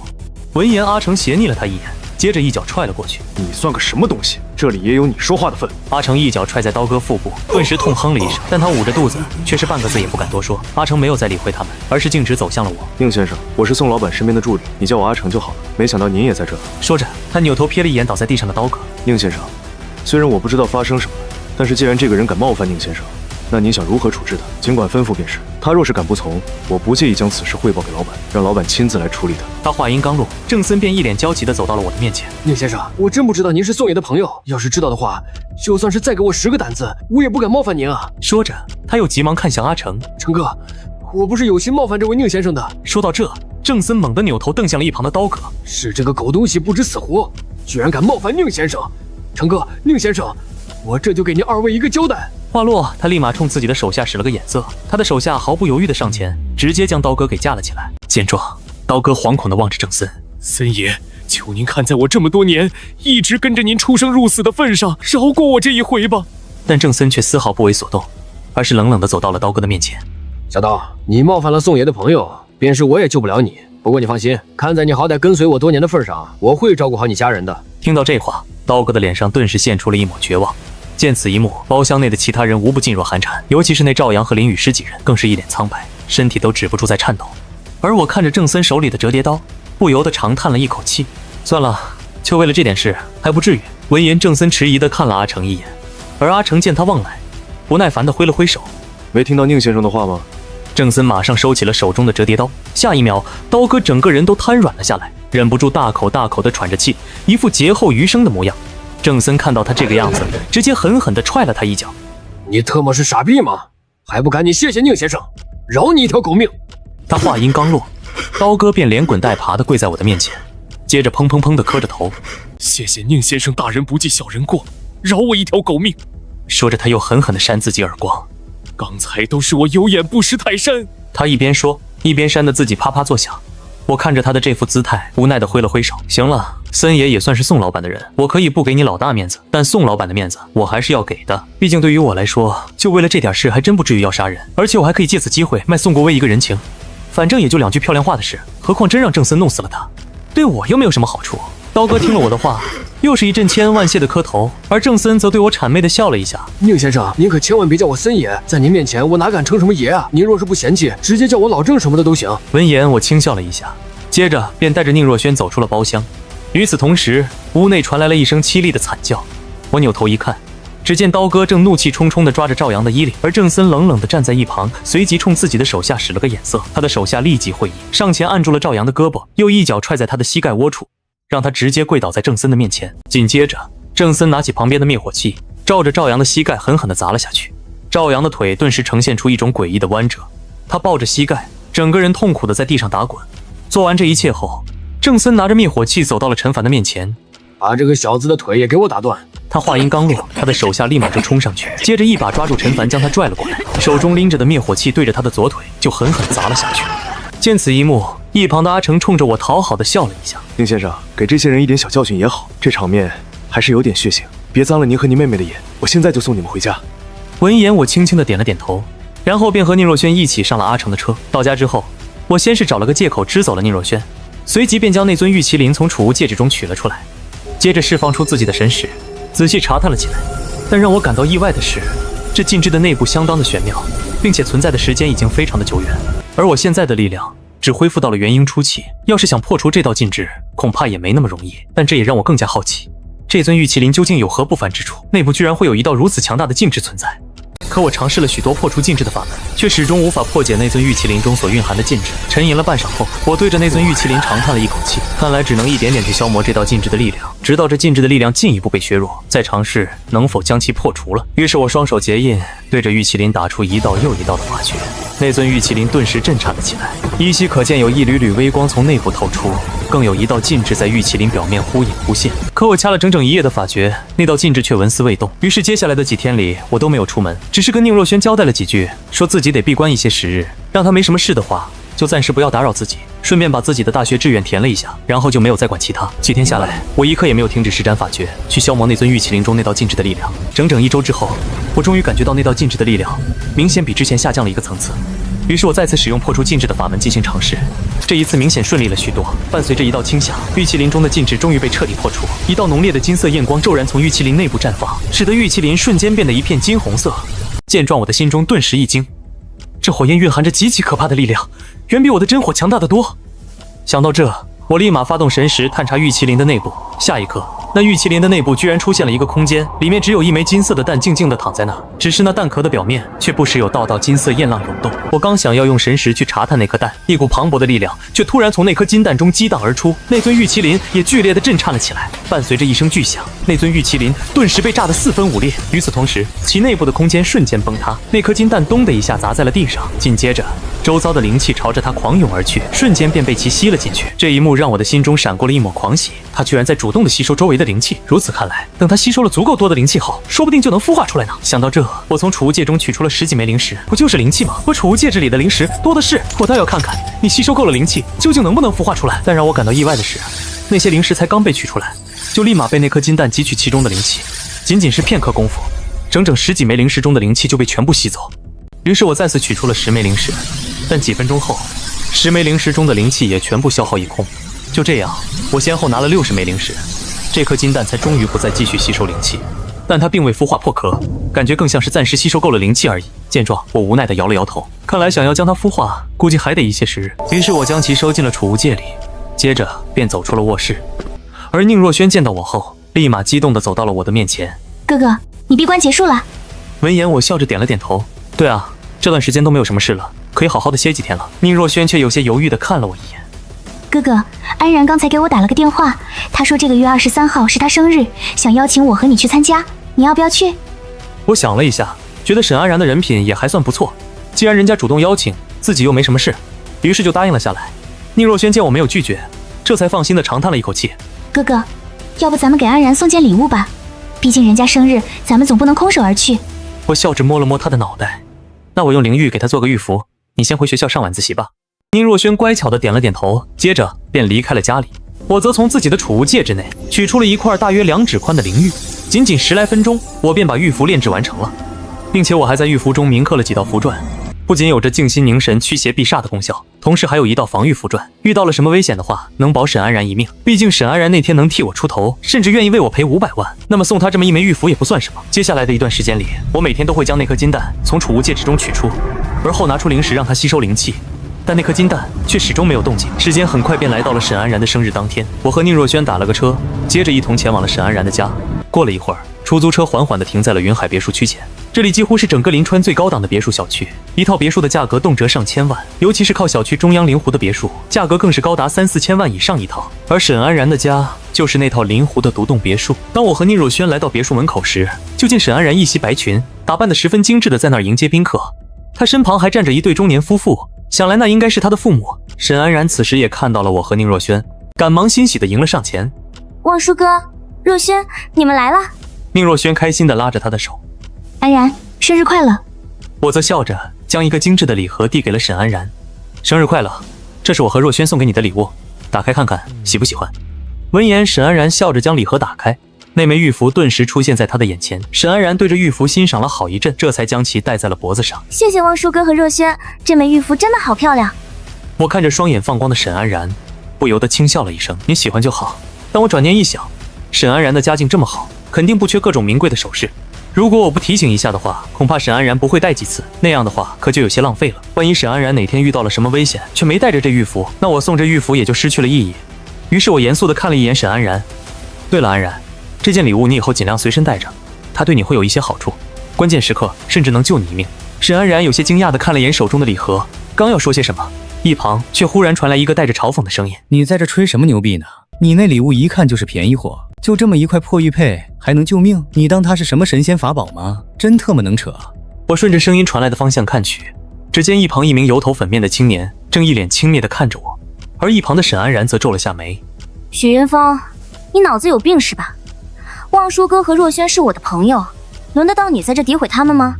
闻言，许云峰谄媚地笑了一下。然然，我这不是担心你被什么骗子给骗了吗？你看他们身上穿的便宜货，怕是都不超过1000块，你结交这种穷鬼干嘛？他话音刚落，沈安然的面色一下子就阴沉了起来。许云峰，我再警告你一次，我交什么朋友还轮不到你来指手画脚。你要是再敢欺辱我朋友，那就别怪我把你赶走。许云峰见沈安然真的发怒了，只能悻悻地摆了摆手。那我不说总行了吧？不过当他的目光扫过我和宁若轩时，却是不屑地撇了下嘴。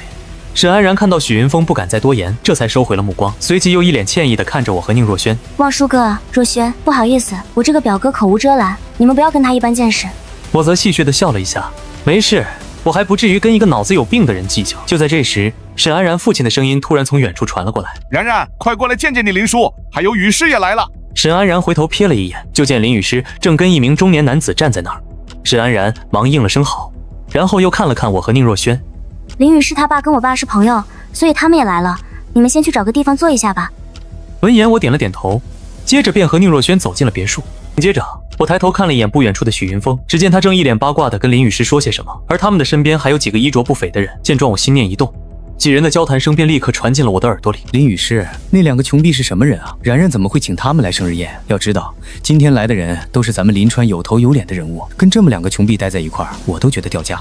可林雨师却严肃地摇了摇头。那个男生叫宁望舒，虽然我不清楚他到底是什么来头，不过咱们临川的那个森爷你们知道吧？许云峰一脸惊讶地看着林雨师，难道这个人认识森爷吗？林雨师淡淡地看了他一眼，不，他认识的人要比森爷厉害许多。我曾经亲眼看到一个被森爷称作成哥的人，在宁望舒的面前毕恭毕敬，唯他马首是瞻，而那个成哥还仅仅只是他所认识的人的手下而已。闻言，许云峰不可置信地看了我一眼，这才将目光重新移回到林雨师的身上。你别卖关子了，快告诉我那是什么人？林雨师无奈地叹了一口气，这才将那天在 KTV 所发生的事大致地跟他们说了一下，只不过他略去了自己的不堪和狼狈部分。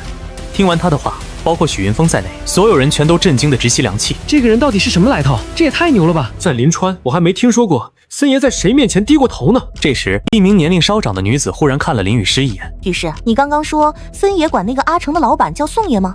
林雨师认真的点了点头，见状那女子瞬间倒吸了一口凉气。据我所知，在咱们整个江南省能被称作宋爷的只有一位，那就是宏威集团的董事长宋国威。那女子话音刚落，许云峰顿时面色一变。宏威集团的这位董事长，那可是真正称霸整个江南省的人物。要知道，森爷在临川虽然称得上是手眼通天的人物，但据我听到的一些传闻，他之所以能横行临川，就是因为有这位宋爷做背景靠山。这家伙居然有这么大的来头。话落，许云峰小声嘟囔了一句。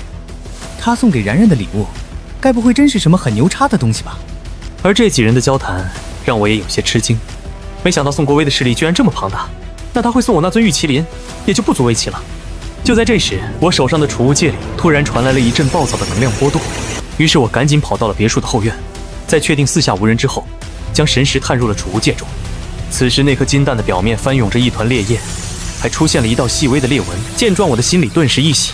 看来这颗金蛋马上就要破壳了，不枉我这几天给你喂了那么多零食，趁现在赶紧再喂几块。想到这儿，我赶紧从储物戒中拿出了几枚零食，但还没等我做些什么，电话却突然响了起来。接通电话后，宁若萱焦急的声音从里面传了出来：“哥，你快回来，别墅里出大事了！刚才突然来了一群自称蛇山余家的人，要把安然绑走，给他们的大少爷配冥婚。许云峰想上去拦住那2个男人，结果被那2人一巴掌给扇飞了。”闻言，我的面色顿时一沉，我马上就回去，这究竟是怎么一回事？那些人说，安然的爸爸在18年前为了改运，将安然许配给了余家的大少爷，他那大少爷是个死人啊！但他的话还没说完，便被我开口打断了。没事，我给沈安然的那个玉符可以撑一会，等我。话落，我朝着别墅的方向激射而去，不过几秒的时间便到达了别墅的大门处。只见2个身着青袍，胸前还绣着一个奇特标志的男子，正凶神恶煞地盯着沈安然，而沈父则满脸绝望地跪在地上。紧接着，其中一名男子伸手猛地抓向了沈安然，然而就在他即将碰到沈安然的刹那，一束轻盈的灵光蓦地从沈安然的胸前绽放出来，旋即化作一道光幕，将沈安然笼罩其中。那人的手掌猛地抓在光幕上，顿时被一股巨力震飞出去10几米远，最后重重地落在了地上。所有人都不可思议地看向沈安然胸前的那玉佩，眼中满是震惊。躺在地上的许云峰更是不可置信地看着那道光幕。那个家伙送给然然的这枚玉佩，居然真的能在关键时刻救命啊！见状，我一个闪身来到了沈安然的面前。安然，放心吧，今天有我在，没人能强行把你带走，更没人能伤害得了你分毫。沈安然泪眼汪汪地看着我。望舒哥，今天多亏了这枚玉佩，不然我就要死了。可是你居然将这么珍贵的玉佩送给了我，这份恩情我一定会还的。话落，他的小脸微微一红，我的心中瞬间闪过了一丝怀疑，他下一句不会是以身相许吧？就在这时，刚刚被震飞的男人挣扎从地上爬了起来，他死死地盯着我和沈安然。小子，你送的这枚玉符有点东西，但它能挡得住我这全力一击吗？下一刻，那人的手中突然出现了一柄寒光四射的宝剑，而后对着我们猛地挥出了一剑。刹那间，一道半透明的剑气迸射而出，前方的一张桌子瞬间被从中撕裂成2半，地面上同样被那可怕的剑气留下了一道长长的裂痕。见状，我伸手朝着那道剑气屈指一弹，随着一道清脆的声响，那道剑气顷刻崩碎，而后消散在了空中。看到这一幕，那2人顿时瞳孔一缩，周围的其他人也纷纷睁大了眼睛。那道剑气居然被他就这么一弹指就给击溃了，难道就只是看着唬人吗？怎么可能？你忘了刚才这道剑气是怎么轻而易举的就撕裂了那张桌子，还在地上留下了那么长的一道剑痕了？我估计应该不是这道剑气不堪一击，而是那个人更强。此时，那2个男人也终于回过神来，他们对视了一眼，眼中都带着几分骇然之色。接着，那名持剑男子死死地瞪了我一眼：“你究竟是何人？又是如何做到隔空将我的剑气打散的？”闻言，我不屑地冷笑了一下：“我是何人，你们无需知晓。你们只要知道有我在，你们就不要妄想着能带走安然。至于我是如何将你的剑气打散的，这很难吗？”我话音刚落，持剑男子顿时一个闪身来到了我的面前。小子，你太狂妄了，真以为自己有点实力就可以如此嚣张跋扈吗？既然你自己要找死，那我倒要看看你究竟有多大的能耐。下一刻，他挥舞着手中的宝剑朝我劈来，强大的剑罡顿时从剑锋上喷薄而出，周遭的地板被余波撕裂震碎，一道道蛛网般的裂纹蔓延了近乎半个大厅。如此恐怖的威势，让在场的所有人都一脸骇然，可我却只是淡淡一笑。就凭你这点三脚猫功夫，也想伤害到我吗？话落，我朝着他的胸膛狠狠地挥出了一拳，一股恐怖的力量席卷而出。持剑男子感受到我这一拳中所蕴含的可怕威势，霎时面色大变。然而还未等他做出任何反应，我的拳头就已撕开了他的剑罡，接着狠狠地落在了他的胸口。持剑男子瞬间倒飞了出去，他手中的那柄宝剑也脱手而出。见状，另一个男子赶忙飞身上前，伸手一把接住持剑男子。但是在他碰到持剑男子的瞬间，却被我的拳风所波及，连连后退了10余步，才勉强稳住了身形。这一幕让在场的人全都爆发出一阵惊呼声。太强了，这还是人吗？这才是真正的武林高手啊！简直是母牛屁股绑鞭炮，牛逼炸了！而另一名男子则目光阴冷地盯着我。你的实力果然很强，居然一拳就将我师弟重伤。但我师弟刚才不过是以武学与你交手，虽然他败了，但我蛇山瑜伽真正的手段可不是这区区武学。今日我便让你见识一下我蛇山瑜伽的真正本领。话落，他立即双手结印，霎时间，一股惊人的威势蓦地从其体内激荡而出。只见其双手之间竟悄然浮现出了一道电光闪烁的大印。与此同时，那持剑男子强撑着身体站直了起来，接着走到了正在施展法术的男子身旁。师兄，我来助你。说完，他也同样双手结印。下一刻，他那柄脱手的宝剑嗖的一下飞到了他的身前。见此一幕，我满意的点了点头，有点意思。看来你们这蛇山瑜伽倒还真有几分道行，难怪敢在我面前如此大放厥词。但你们又如何敢断言就只有你们会术法呢？只不过对付你们还不需要我施展术法神通，任凭你们万般手段，我一拳便可破尽万法。闻言，那施展法术的男子顿时狠狠地瞪了我一眼。小子，你太狂了，我倒要看看你如何能一拳破我的术法。施展御剑术的男子也不屑地嗤笑了一下。没错，一个黄口小儿竟狂妄至此，也不知你哪来的勇气，还敢吹嘘自己也会术法？你当术法是街边的大白菜吗？是个阿猫阿狗都会。我对这两个男人冷笑了一下，那你们就看看我这一拳能否破了你们的狗屁术法。我话音刚落，施展法术的男子双手一挥，那你就受死吧！五方雷印。一道雷光闪烁的大印从他的手中轰然打出，顷刻间便化作了一道足有水桶粗的大印，而后向着我击射而来。另外那名男子则飞快地结印，无相剑诀，给我死！刹那间，其身前的那柄飞剑倏然暴涨，瞬间化作了一柄足有丈许的巨剑，接着狠狠地斩向了我。见状，我缓缓地伸出了自己的右拳，接着猛地砸向了雷电，给我破！伴随着轰的一声巨响，那道雷印在我的拳头下直接被打爆了，然后化作无数游离的电光，在半空直接炸开。看到这一幕，施展出五方雷印的男子顿时瞳孔一缩，而我则再次挥舞着拳头狠狠地砸在了那柄巨剑上。巨剑在我这一拳下直接崩裂开来，最后化成了一地的粉末。持剑男子见飞剑被毁，顿时喷出了一大口鲜血，身形踉跄着连连后退。见此一幕，在场的所有人无不震惊的直吸凉气，那两名男子更是惊得眼珠子都瞪了出来。这怎么可能？我看着对方那不敢置信的表情，不由得轻笑了一下。我这一拳可有破尽你们的术法？那两人张了张嘴想要反驳，却无言以对。周围的其他人也终于被他们的话所惊醒，一时间现场响起了激烈的议论声。我操，这也太猛了吧，简直牛逼炸了，这可真的是一拳破万法啊。刚才那道雷印还有那把飞剑已经够恐怖了，老子都差点被吓尿了，但那人只用一拳就给他们打爆了，太霸气了。就在这时，刚才施展雷印法术的男子长叹了口气，你能以一拳击溃我们师兄弟二人的术法，的确是远远超乎了我们的意料。不过我师兄弟二人在蛇山瑜伽只不过是不值一提的小人物罢了。你今日强行阻挠我等带走此女，他日自会有真正的强者前来与你讨个说法，届时我看你还能否以区区武学抵挡得住我瑜伽强者的术法。说着，那人将目光落在了沈安然父亲的身上。沈拓海，你也别以为有此人庇护就可以高枕无忧。待我瑜伽强者亲临，你女儿依旧无法逃脱履行约定，被带回蛇山，与我家大少爷完成冥婚的命运。闻言，我不屑地摇了摇头。若是蛇山瑜伽想继续找死的话，那你们就来找安然吧，我不介意直接灭了你们瑜伽。我话音刚落，那名持剑男子立刻激动地站了起来。你真以为方才击溃了我们的术法，就能同样以武学硬汉我余家强者的术法吗？术法之强，又岂是你区区一介武夫所能揣度的？我则冷冷地盯着二人，你们还真当我不会术法吗？真是井底之蛙。虽然我根本无需向你们证明什么，但我也不介意让你们好好见识见识，什么才是真正的术法神通。话落，我张手一招，望舒剑顿时出现在我的面前。紧接着，我双手捏了一道法诀，万化剑诀。望舒剑顿时爆发出一道耀眼的荧光，接着化作了密密麻麻的无数飞剑悬在我的周身，而每一柄飞剑的剑尖都直指着蛇山余家的那2人。与此同时，一股极其恐怖的威势瞬间笼罩了在场的每个人，让所有人都瞬间感受到了沉重的压迫感。他们僵在原地一动不动，就连呼吸都变得极其困难。而直面我压迫的那2名蛇山余家之人，更是切身地感受到了我的可怕。他们的身体止不住地站立了起来，我周身散发出的威势和压迫感，让那2人再次震撼不已。我看着对方眼中流露出的惊恐，满意的点了点头，接着扬手一挥，周身的那万千飞剑顿时消散无形，望舒剑也没入了我的体内。随着我收起了术法神通，所有人都是身体一软，随即又忍不住大口大口地喘息起来。余家2人也瘫倒在了地上。见状，我冷冷地瞥了他们一眼。我懒得杀你们这样的蝼蚁，你余家若是不服，尽管来找我便是。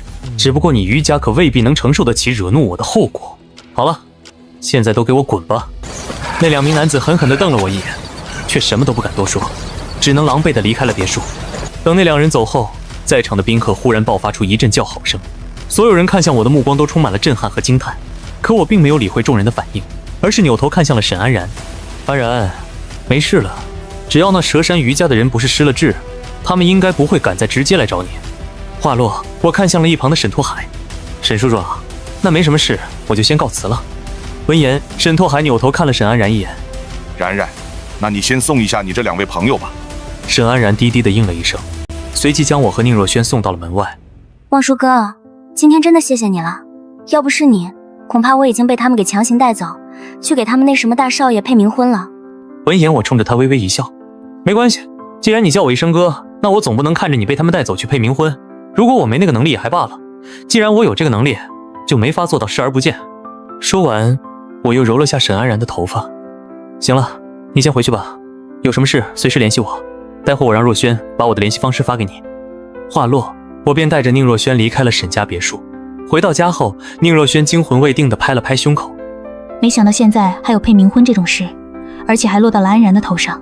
哥，那个佘山余家看起来好像挺厉害的，真的没问题吗？我轻轻地拍了拍宁若轩的肩膀，放心吧，我虽然被压制了修为，但如今好歹也能动用元婴初期层次的力量，我想在地球上应该还没人能跟我抗衡。紧接着，我严肃地看着宁若轩，若轩，你先去修炼吧，哥哥有点事要处理，毕竟被我放在储物戒里的那颗金蛋马上就要孵化了，得赶紧把它取出来，再用灵石给它吸收灵气，看看能不能孵化出来。宁若轩看我神情严肃，便什么也没有说，转身回到了他的房间，而我也回到了自己的房间。将金蛋拿出来后，我当即取出了10枚上品灵石，摆在其周围。那颗金蛋立马开始疯狂地吸收灵石中的灵气，与此同时，其表面也再次涌现道道金色的焰浪。不过片刻的功夫，10枚上品灵石中的灵气就被吸收一空，而金蛋上之前的那道细微裂纹也明显扩大延伸了许多。见状，我连忙又取出了100枚上品灵石，随着金蛋不断地集着上面的灵气，其表面上的裂纹也越来越多。又过了片刻，金蛋突然发出了一阵脆响，我紧紧地盯着那颗金蛋，只见其表面终于出现了一个小洞，紧接着一只肉乎乎的小爪子从里边探出。看到这一幕，我的心中顿时充满了一阵狂喜，总算是孵化出来了，我倒要看看你究竟是什么。想到这，我当即释放出神识去查探，因为那蛋可以破碎，所以原本屏蔽我神识的那股力量也似乎消失了。很快我就看到了蛋壳内那只长得奇形怪状的异兽，又仔细地用神识查探了一番后，我惊讶地发现，这异兽虽然才刚刚孵化，但它体内的力量却相当惊人，堪比化元期的修真者。更让我吃惊的是，那只异兽正在啃食着蛋壳的边缘，而且随着它的啃食，它体内的力量也在飞速的提升，就连外形都开始发生一些细微的变化。不知不觉间，那小东西已将蛋壳啃食大半，身形完全显露了出来。它体内的力量则迅速地暴涨到了化元期7层的地步。除此之外，它的身上还长出了许多金红色的鳞甲。见状，我的心中顿时闪过了一个念头，它现在的样子跟那尊玉麒麟也太相似了，这小家伙该不会是一头麒麟吧？就在我愣神之际，那只异兽已经将蛋壳全部啃食完毕，它满足地打了个饱嗝，随后扭头看了眼周围那些剩下的灵石，下一刻，他突然长吸了一口气，那些灵石中所蕴含的灵气竟然疯狂地涌出，直接被他一口吞下。他体内的力量再次暴涨，瞬间就达到了金丹初期的水平。这一幕，就连我都有些目瞪口呆。这家伙可是才刚刚孵化出来，这就已经拥有金丹期的实力。若是让他长大了，那还了得！就在这时，那小东西的四蹄突然一踏，其脚下瞬间便燃起了一团团金色的烈焰。他撒欢一般的踏焰而起，径直扑向了我，嘴里还发出呜呜的低吼声，就像是在撒娇一般。我感受着他四蹄上那些金色烈焰蕴含的恐怖力量，赶忙激发出一道灵力，将那些金焰隔绝，免得被其所烧。但这也让我更加确信了自己的猜想。接着我用手戳了戳小麒麟，有这么一头灵虫也挺好的，真把它养大了，等于是多了一个实力强大的打手，而且正好可以看看这头麒麟成长起来后，它的力量是否也会被压制。要是它能够突破那莫名的压制，或许我就能有办法破除压制我修为的那股力量了。我伸手轻轻抚摸着那小家伙的脑袋，不禁陷入了沉思。我当初飞升时分明是成功打开了仙门的，但最后却回到了地球上。如今看来，或许地球跟苍元界所传说中仙界有着千丝万缕的关系，否则我明明是飞升了，却回到了地球上，而这里居然有麒麟这种一出生就有着金丹期实力的强大异兽，这就有些无法解释了。我的脑海中有一些想法，但却又感觉思绪纷乱，没法完全理清头绪。过了好半晌，我只能摇摇头，暂时不再去想这些。不管地球究竟有着什么隐秘，自己日后再慢慢查探就是。想通这点后，我的目光重新落在那头小麒麟身上。这小家伙的外形可不能被正常人看见，得给他加持一道法术，隐匿他的真正面目才行。于是我双手结印施展了一道法术，直接将那小家伙的外形变成一只小狗的模样。做完这些后，我起身走出了房间。到了客厅后，宁若轩一脸惊讶地看我怀里的小奶狗。哥，你什么时候抱了条小狗回来啊？我笑着坐在了沙发上，而后将玉麒麟和金蛋的事情告诉了他。得知了真相后，宁若轩不由得长叹了一声。哥，你这运气也太好了吧！别人送了件礼物，里边居然藏了一颗麒麟的蛋，而且还能孵化出来。闻言，我笑着点了点头，是挺幸运的，而且这小家伙的力量可是堪比金丹期。宁若轩吃惊地看向面前的那小家伙，他居然这么强！说着，宁若轩伸手戳了戳麒麟的脑袋。对了哥，他还没有名字吧？要不就叫他来福好不好？而我觉得这个名字倒是很符合麒麟，便同意了他的想法。宁若轩见我认可了他起的名字，一把将来福抱了起来。自从家里多了个来福后，气氛明显活跃了许多。这小家伙对什么都充满了好奇，甚至在看了几次宁若轩开电视后，居然还自己学会了怎么开电视机。不过这小家伙对吃的却很讲究，寻常的食物他压根连看都懒得看一眼。我记得苍元界那些豢养灵宠的修真者，一般都是用各类灵果灵药来喂养灵宠，于是就从储物戒指里拿出了几枚灵果来。果然，那小东西一看到灵果，眼珠子都瞪直了。见状，我轻笑了一声，随手将一颗灵果抛给了那小东西。来福立马兴奋地叼住灵果，随即大口咀嚼了起来。宁若轩看到那小东西喜欢吃灵果，也兴冲冲地跑了过来。哥，让我也试试。我笑着将手里剩下的2枚灵果递给了妹妹。宁若轩接过灵果，当即逗着那小东西玩耍起来。我看着他们玩闹，不禁笑了笑。还好我带了许多各类灵果还有灵药回来，不然可真养不起这小东西。不过家里有这么个小家伙也挺好的，无聊的时候可以逗他解解闷。就在这时，门口突然传来了敲门声。将门打开后，一个快递员笑着将录取通知书递到了我的手里。收好。等我带着通知书重新回到客厅时，就见宁若轩一脸不舍地看着我。哥，你是不是马上就要走了？我将录取通知书拆开看了一下，这才对着宁若轩点了点头。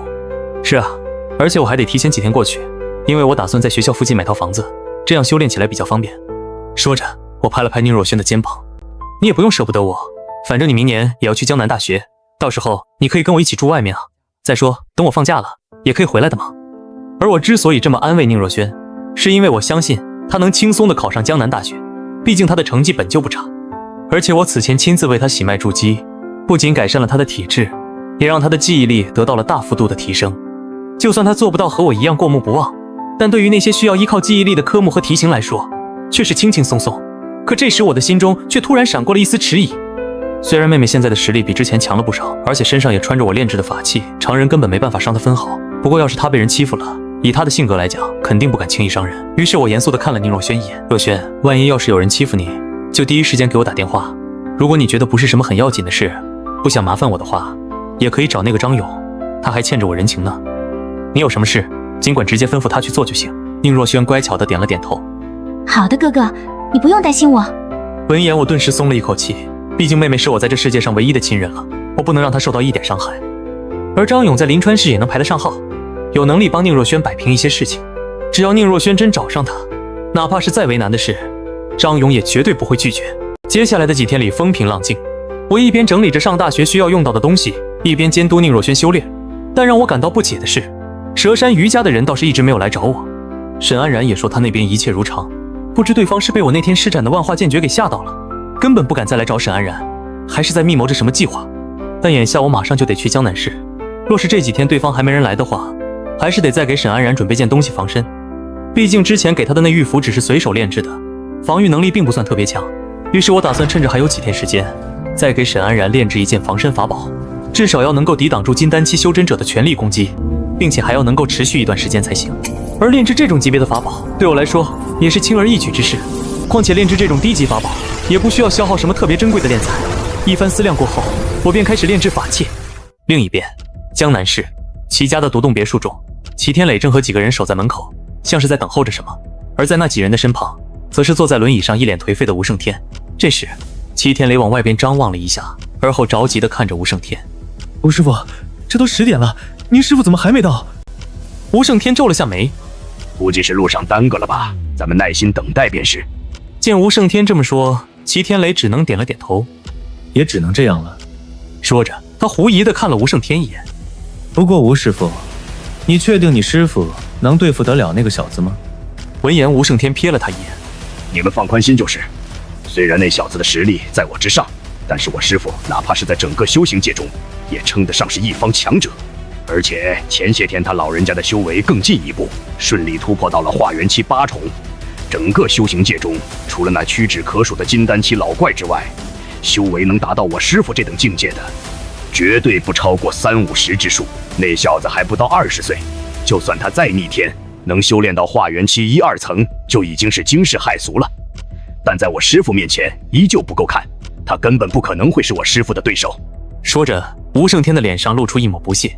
若非我师傅前些时日才刚刚突破，需要稳固修为，他早就赶来江南省了。就在这时，一道白影突然出现在了不远处的江面上，而后朝着齐家别墅急掠而来。齐天磊率先发现了那道白影，顿时被惊得目瞪口呆。那是什么东西？闻言，其他人赶忙看向了不远处。下一刻，吴胜天突然狠狠地拍了拍轮椅。是我师傅来了。齐天磊惊愕地看了他一眼，旋即又将目光投向了那道身影，眼中满是震撼。吴师傅的师傅居然能踏着江面过来，真是太厉害了。那个臭小子死定了。就在齐天磊震撼之际，江面上的那道人影已然纵身一跃，来到了众人的眼前。这里可是齐家。见状，吴胜天催促齐家的人将他推到了老者的面前。师傅，徒儿在这。那老者看到了坐在轮椅上的吴胜天，不由得长叹了一口气。吴胜天顿时嚎啕大哭起来。师傅，徒儿以后再也无法修炼了。老者拍了拍吴胜天的肩膀。胜天，你放心，为师定会叫那个废掉你修为的人付出代价。说着，老者脸上浮现出一抹煞气与狠戾，显然是已经知晓了吴胜天的遭遇。与此同时，齐天磊一脸谄媚地走到了老者的身旁。想必您就是大名鼎鼎的江自在了。鄙人名叫齐天磊，要不咱们先进去说吧。闻言，江自在点了点头，随即跟着齐家人走进了别墅。待到几人入座后，江自在亲自查看了一下吴胜天的情况，脸上再次浮现出一抹怒容。好狠辣的手段，竟然将你的丹田彻底毁去，连一丝复原的可能都不留。如此歹毒的小儿，若是不将他除去，只会疑惑无穷。一旁的齐天磊也点了点头。是啊，江老，您是不知道当初那小子有多狂妄。他不仅硬生生地拧断了吴师傅的四肢，废了吴师傅的修为，甚至还扬言尽管让吴师傅找您来为他复仇，浑然没有将您放在眼里。闻言，江自在冷哼了一声。无知小儿，真以为自己有点修为就可以不知天高地厚了吗？对了，你们可有查清那小子的底细？他话音刚落，齐天磊便长叹了一口气。我们都查清楚了，那小子名叫宁望舒，今年才19岁，我们并未查到他与什么修行人士存在交集，家里的背景也很普通，不像是什么修行世家的。江自在沉吟了片刻，这才再次看向了齐天磊。可他如此年轻就修炼到化元期了，必然是从小就开始修行，而且是天赋异禀才有可能。若非圣天的伤势做不了假，我甚至都不敢相信，一个连19岁都未满的小儿能够修炼到化元期。便是放眼整个修行界，能够在这个年纪修炼到先天之境，那已经是天纵之资了。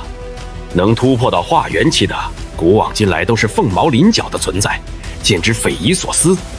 吴胜天也点了点头。师父，徒儿也同样觉得很不可思议。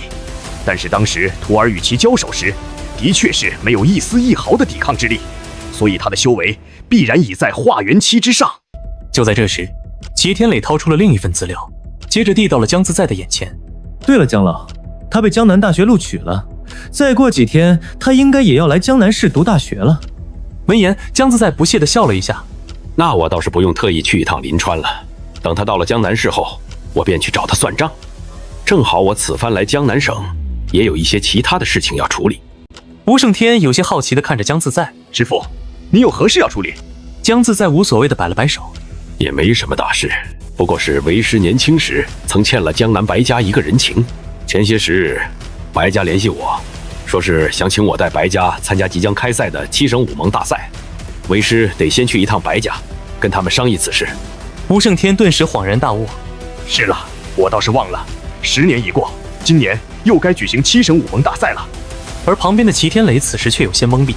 江老，你们所说的那7省5盟大赛是什么啊？还有您刚才提到了白家，可是白景川所在的白家。闻言，江自在点了点头。这所谓7省5盟大赛，乃是东南7省修行界每隔10年举办的一场盛会。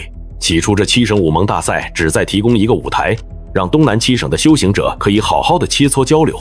但随着时间的推移，这场盛会如今已经变成了各大修行世家及宗门划分势力范围的角力场。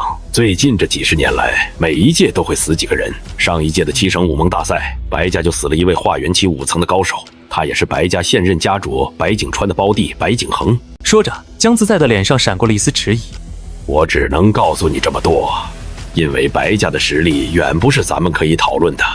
我也好心提醒你们一句，以后你们对白家最好客气一些，别真跟白家起了什么冲突，把白家给惹恼了，否则你们齐家绝对没有什么好果子吃。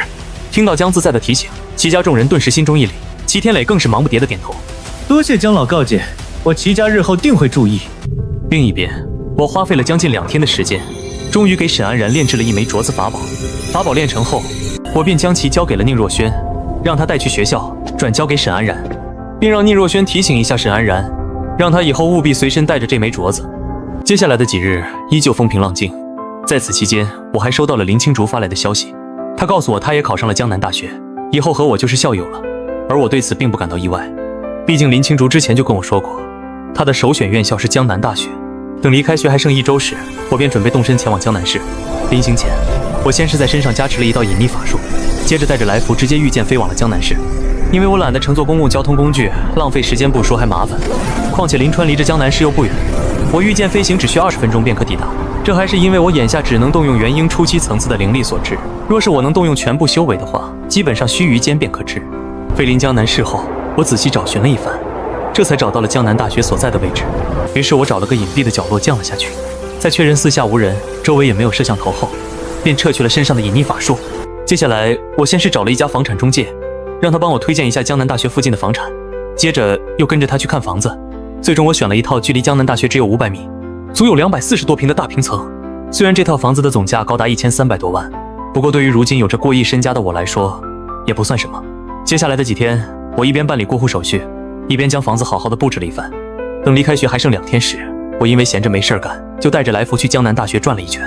但等我走到一个拐角处时，却突然感受到了一股杀气。可那杀气转瞬即逝，我便也没有在意，毕竟我能感觉出来，散发出那道杀气的人，其修为远在我之下。在学校里转悠了1个多小时后，天色也逐渐黑下来了。于是我便带着来福回了家中。结果我刚想好好睡一觉，手机却突然响了一下。接通电话后，林青竹那清冷的声音传了过来：宁望叔，我打算明天就去江南市，明晚要不要一起聚一下？闻言，我点了点头。好啊，那你几点到？跟我说一声就好。大概下午3点吧。对了，我还有一个朋友也要一起来，如果你不想带他的话，我就让他在酒店等着了。没关系的，人多比较热闹，你直接来我家找我吧，我一会给你发位置。好的，那咱们明天下午3点见哦。挂断电话后，我将自己的位置发给了林青竹，接着便躺在床上沉沉地睡了过去。第二天，我正躺在床上发呆，门铃却突然响了起来。将门打开后，林青竹顿时开心地笑了一下。宁望舒，好久不见。而她的身后则是一个有些腼腆的女孩子。那个女孩冲着我摆了摆手。你好，我叫徐莹莹。闻言，我点了点头。您好，先进来坐吧。将二人领进屋里后，林青竹便开始好奇地打量着屋内的装修。宁望舒，你在江南市居然有房子，这边的房价可不便宜啊，而且还是一套江景大平层。你买这套房子花了多少钱啊？一旁的徐莹莹同样满脸震撼。这套房子没有个上千万，怕是下不来吧？我看着一脸惊讶的二人，不由得轻笑了一下。倒是没花多少钱，也就1300多万吧。我话音刚落，林青竹顿时发出了一阵惊呼声。天哪，宁望舒，你哪来的这么多钱？我记得之前暑假的时候，你不是还说缺钱，所以才把祖上传下来的那2枚玉佩卖给了我爷爷吗？虽然那2枚玉佩卖了200万，但这点钱可远远不够买下这套房子。而且你还是个学生，又没有稳定收入，就是想办按揭贷款也不可能啊。闻言，我冲着他摆了摆手。之前确实挺缺钱的，不过我后面挣了一笔外快，所以就不缺了。话落，我将自己帮助宋国威的事告诉了林青竹。得知真相后，林青竹长舒了一口气。原来如此，那个宋国威可不是什么一般人物，你要真帮了他的忙，他为了感谢你，给你个1、2千万什么的也不算什么。徐莹莹也点了下头。宁望舒，你挺厉害的啊！那个宋国威能给你这么多钱酬谢，看来你帮他的忙应该不是什么小事。就在这时，林青竹的电话突然响了起来。他接通电话说了几句，表情一下子就变得忧愁了起来。挂断电话后，林青竹对着我长叹了一口气。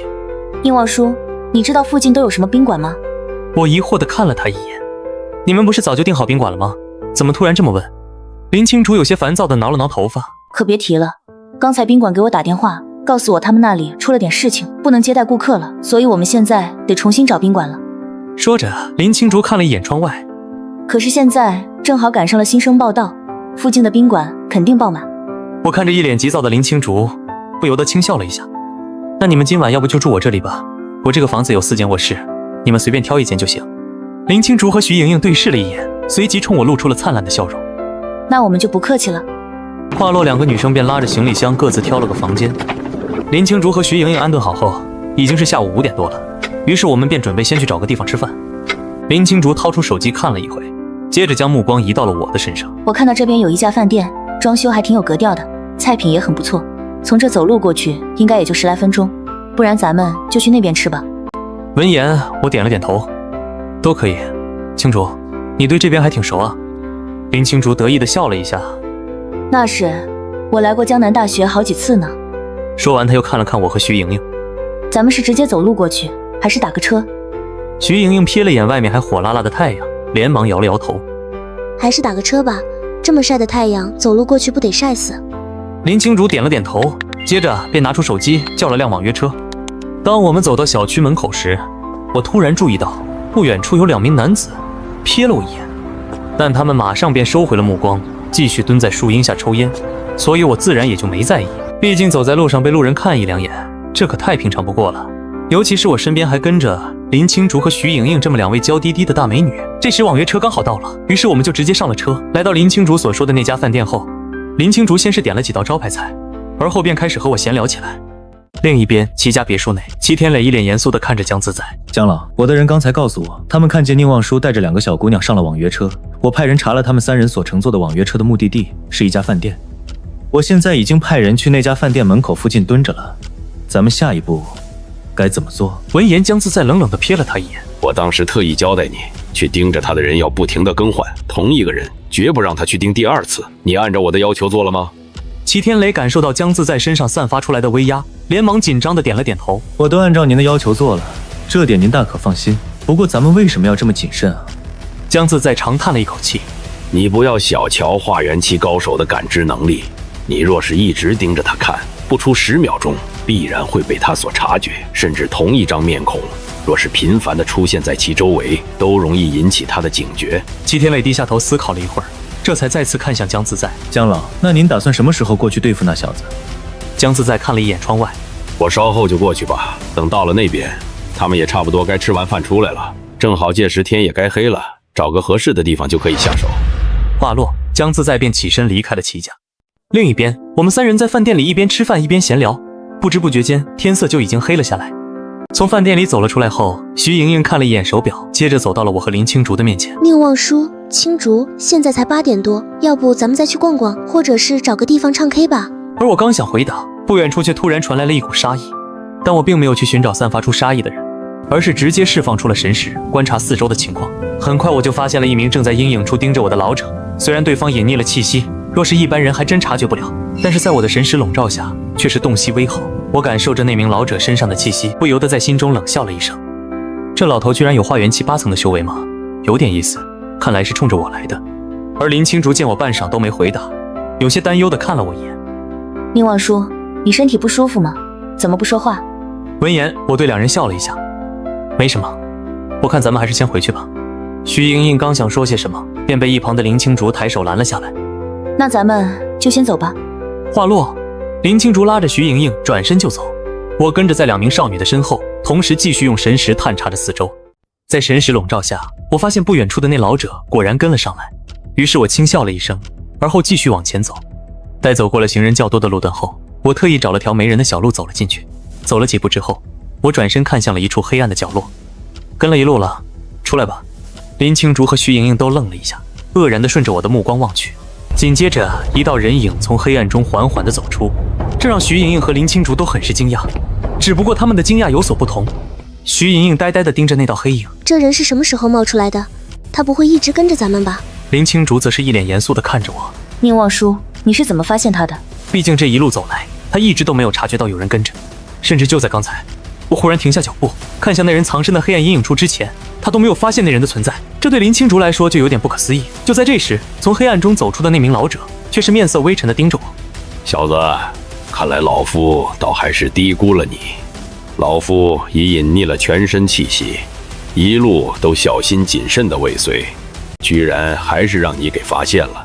不过你既然发现了老夫，竟还敢自己主动走进这僻静无人的小路中，老夫倒是不知是该说你太过于自信，还是找死了。闻言我轻笑了一声，自信也好，找死也罢，最终不都是要手底下见真章吗？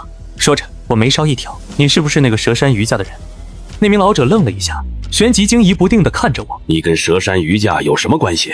从他的反应和语气中可以看出，他对蛇山余家显然十分忌惮。不仅仅是江自在，身旁的林青竹也吃惊地看着我。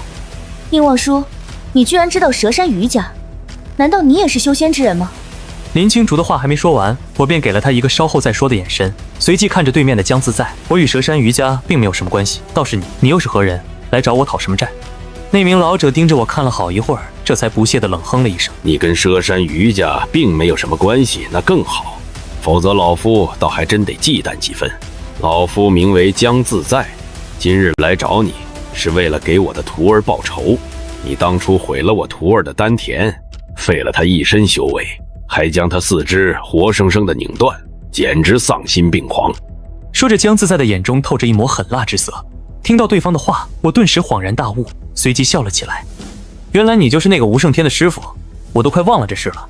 你徒弟的事，只能说那是他自找的。你想为你徒弟报仇，倒是合情合理。不过你确定你能办得到吗？闻言，江自在冷哼了一声：“无知小儿，你果然够狂。虽然你小小年纪就能踏入化元期，但你的狂妄终究会让你付出代价。纵然你已是化元期修为，可在老夫面前，依旧只能饮恨西北。亲手扼杀一个如此修行天才，还真是让人有些惋惜。以你的资质，若是能继续修行下去，他日必能成就金丹大道，成为整个修行界泰山北斗级的人物。不过这一切都是你自找的，可怨不得老夫。”江自在怜悯地看着我，脸上却是充满了煞气。我则不屑地摇了摇头。在我看来，真正无知的人是你，你根本就不知道自己所要面对的是一个怎样的存在。不过你很快就能看到冰山一角了。江自在脸上的怒意逐渐加深，而后开始运转体内的法力。很好，老夫倒要看看，凭你这所谓的冰山一角，到底有多大的能耐。话落，他的身上突然爆发出一股恐怖的气势，接着朝我们三人倾压而来。我感受到那股猛烈的杀气，刚想抬手掐诀，一旁的林青竹却突然护在了我的身前。我爷爷是林安国，你若敢伤他，我定不会放过你。他话音刚落，对面的江自在顿时一怔，下意识地收回了自己的气势，随即面色阴沉地盯着林青竹。你爷爷居然是江南剑宗林安国，来头真是不小啊！我看着将我护在身后的林青竹，不由得在心中轻笑了一声。林青竹居然会为了我搬出他爷爷来威胁对方，看来林青竹是一个可交之人，也是真的把我当成了朋友，愿意为我挺身而出。看到江自在明显有些忌惮自己爷爷的威名，林青竹顿时上前一步。我不管你是什么人，但你要是敢伤害我的朋友，我一定会让我爷爷亲自出手，让你付出代价。闻言，江自在的面色顿时沉了下来。小丫头，本来此事与你们无关，但既然你这么说，那就别怪老夫心狠手辣了。说着，他的眼中浮现出一抹森然的煞气。这里空无一人，也没有摄像头，老夫将你们全部杀了，根本就不会有人知道究竟是谁做的。哪怕你爷爷再强，但是他连是谁杀了你都不知道，他想要给你报仇，也不知要去找谁。听到江自在的话，林青竹顿时大惊失色，但他马上就反应过来，而后掏出了手机，准备给林安国打电话。江自在冷冷地看着林青竹，随即发出了一声冷笑：“小丫头，你现在才想着打电话，不觉得太晚了吗？”话落，江自在的身上再次爆发出一股恐怖的气势，紧接着他扬手一挥，一股无比凌厉的罡气瞬间迸射而出。见状，我嘲讽地笑了一下：“你是真的一点都没把我放在眼里啊？那就让你看看我的实力。”说着，我伸手轻轻一点，那道罡气顿时在半空湮灭，同时爆发出一股猛烈的气波。江自在被这股冲击波逼得后退了数十步，等勉强站稳之后，他才再次看向了我。好小子，你果然有几分手段，老夫倒要看看你究竟有多大的能耐。下一秒，江自在一个闪身扑向了林青竹，同时伸手抓向了林青竹的手机。我看着林青竹和徐莹莹，在心中长叹了一口气，要是吓到他们就不好了，还是收敛一点吧。于是我一步踏出，直接出现在了江自在的面前，而后右手凝成剑指，一指击向对方的眉心。对面的江自在想要闪躲，却被我的灵力死死地压制住。随即我心念一动，周身的灵力瞬间化作一条条绳索，把江自在牢牢地束缚在其中。江自在拼命地挣扎，看向我的眼神中也充满了惊惧。我不屑地瞥了他一眼，接着一指击中了他的眉心。江自在的身躯猛地一震，紧接着他的双眼蓦地瞪大，嘴巴不断地颤抖着，像是想说些什么，但他还没来得及开口，眼中的神光就已渐渐暗淡，身体也仿佛失去了所有的力量一般，无力地向后仰倒了下去。身后的徐莹莹和林青竹看到这一幕，都是一脸不知所措地看着我，而我对他们的反应并不意外。虽然江自在的修为远不及我，但他好歹也是个化元期7重的修行者，实力不容小觑，可他在我的手底下却连一招都没撑过，这对于同样是修行者的林青竹来讲，简直就是天方夜谭，以至于他整个人都呆在了那儿。而徐莹莹则被吓得直接傻眼，她艰难地吞咽着口水，而后看了眼倒在地上的江自在。宁王叔，他是不是死了？闻言，我回头看了他们一眼，他已经死透了。本来我并不打算杀他的，奈何是他自己动了杀机，所以我就干脆如他的愿，直接把他杀了，一了百了。听着我如此平静地说出这番话，徐莹莹不由得倒吸了一口凉气。这时，林青竹拨出的电话终于被接通，手机里传出林安国的声音：“青竹，怎么突然给爷爷打电话了？你不是下午的时候才给爷爷发了信息，说是已经到江南市了吗？”林安国的声音让林青竹从呆滞中回过神来，他正要开口回话，我却突然走到了他身旁，接着低头看向了手机：“林老爷子，我是青竹的同学宁望舒，就是之前卖给您那2枚龙凤玉佩的人，您最近还好吧？我跟青竹还有另外一位同学刚吃过晚饭，正好聊起了当初我卖给您玉佩的事，所以就想着让青竹给您打个电话，跟您问候一声。”哎呀，小伙子，你那2枚玉佩可帮了我大忙了。既然你跟青竹在一起，我让青竹给你转几百万吧，不然我这心里头都一直过意不去。老爷子，这个真不用，当初是我自己定的价格，您真不用觉得有什么过意不去的。而且我现在也不缺钱，还是让青竹跟你聊吧。说着，我对林青竹使了个眼色，让他不要把这里的事情告诉林安国。林青竹立马心领神会。爷爷，既然宁望叔这么说，那您就不必客套了，我先不打扰您了。有什么事的话，我再给您打电话。挂断电话后，林青竹复杂地看了我一眼，见状我心虚地摸了摸鼻子，随即开了个小玩笑：“这么盯着我看干嘛？虽然我知道我长得帅，但你又不是第一次见了，就是以后想见，那也是随时能见到的，用不着这么盯着吧。”我故意开玩笑活跃一下气氛。林青竹嗔怪地横了我一眼：“你这家伙可真自恋。”而后又马上恢复了正色：“宁王叔，你到底是什么修为？刚才那个家伙至少是化元期7层的修为，都不比我爷爷逊色太多。可是你居然一指就把他给杀了，他甚至连闪躲的机会都没有。就算是我爷爷，恐怕都未必能够做得到。闻言，我认真地看了他一眼。其实你没必要深究那么多，每个人都有一些属于自己的秘密，不是吗？林青竹盯着我看了好一会儿，才微微地点了点头。你说的对，我也从来不会跟其他人透露自己是修行之人。既然你不想说太多，那我也就不追问了。不过你既然有如此高深的修为，应该知道你当初卖给我爷爷的那2枚玉佩中蕴含着十分浓郁精纯的灵气，但是你怎么会把那2枚玉佩给卖掉？那2枚玉佩中所蕴含的灵气，可是能够让你更轻松地突破到金丹大道啊！我看着满脸疑惑的林青竹，不由得轻笑了一下。那点灵气对我而言根本就不重要，而且当时我确实挺急缺钱的，所以就想着不如卖了换点钱。只是我也没想到会这么巧，被你爷爷给买了下来。听到我的解释，林青竹再次一怔，随即狐疑地看了看我。你说的不重要是指什么？是你有信心不借助那2枚玉佩中的灵气就能够突破到金丹大道，还是说你本身就已经达到了金丹？说到这，林青竹突然睁大了眼睛，一双美眸紧紧地盯着我。毕竟他觉得我就是再逆天，也不可能连19岁不到就成就金丹大道。要知道，如今整个修行界中，为世人所知的金丹境强者都屈指可数，无一不是泰山北斗级的人物。虽然肯定还会有一些不出世的金丹强者，但数量也绝对不会多。可是我刚才只是动了动手指，就击杀了一名至少有化元期7层的老者。我看着一脸不可置信的林青竹，不禁哑然一笑。你不用猜来猜去的，你只需要知道那2枚玉佩我确实用不上就行了。说着，我又瞥了眼一旁的徐莹莹，你看，人家莹莹已经听得一脸懵逼了，你再叨咕下去，估计她更懵了。林青竹回过神来，看了眼身旁的徐莹莹，不禁讪讪一笑。行吧，既然你不想说，那我就不问了。紧接着，他将徐莹莹拉到了一旁。莹莹，我给你解释解释今天发生的事吧。2个少女在不远处窃窃私语，时不时还会发出一阵惊呼声。等2人回来之后，徐莹莹看向我的眼神中满是敬佩。宁望叔，没想到你居然这么厉害，怪不得青竹老是在我的面前提起你。他的话还没说完，便被林青竹一把捂住了嘴。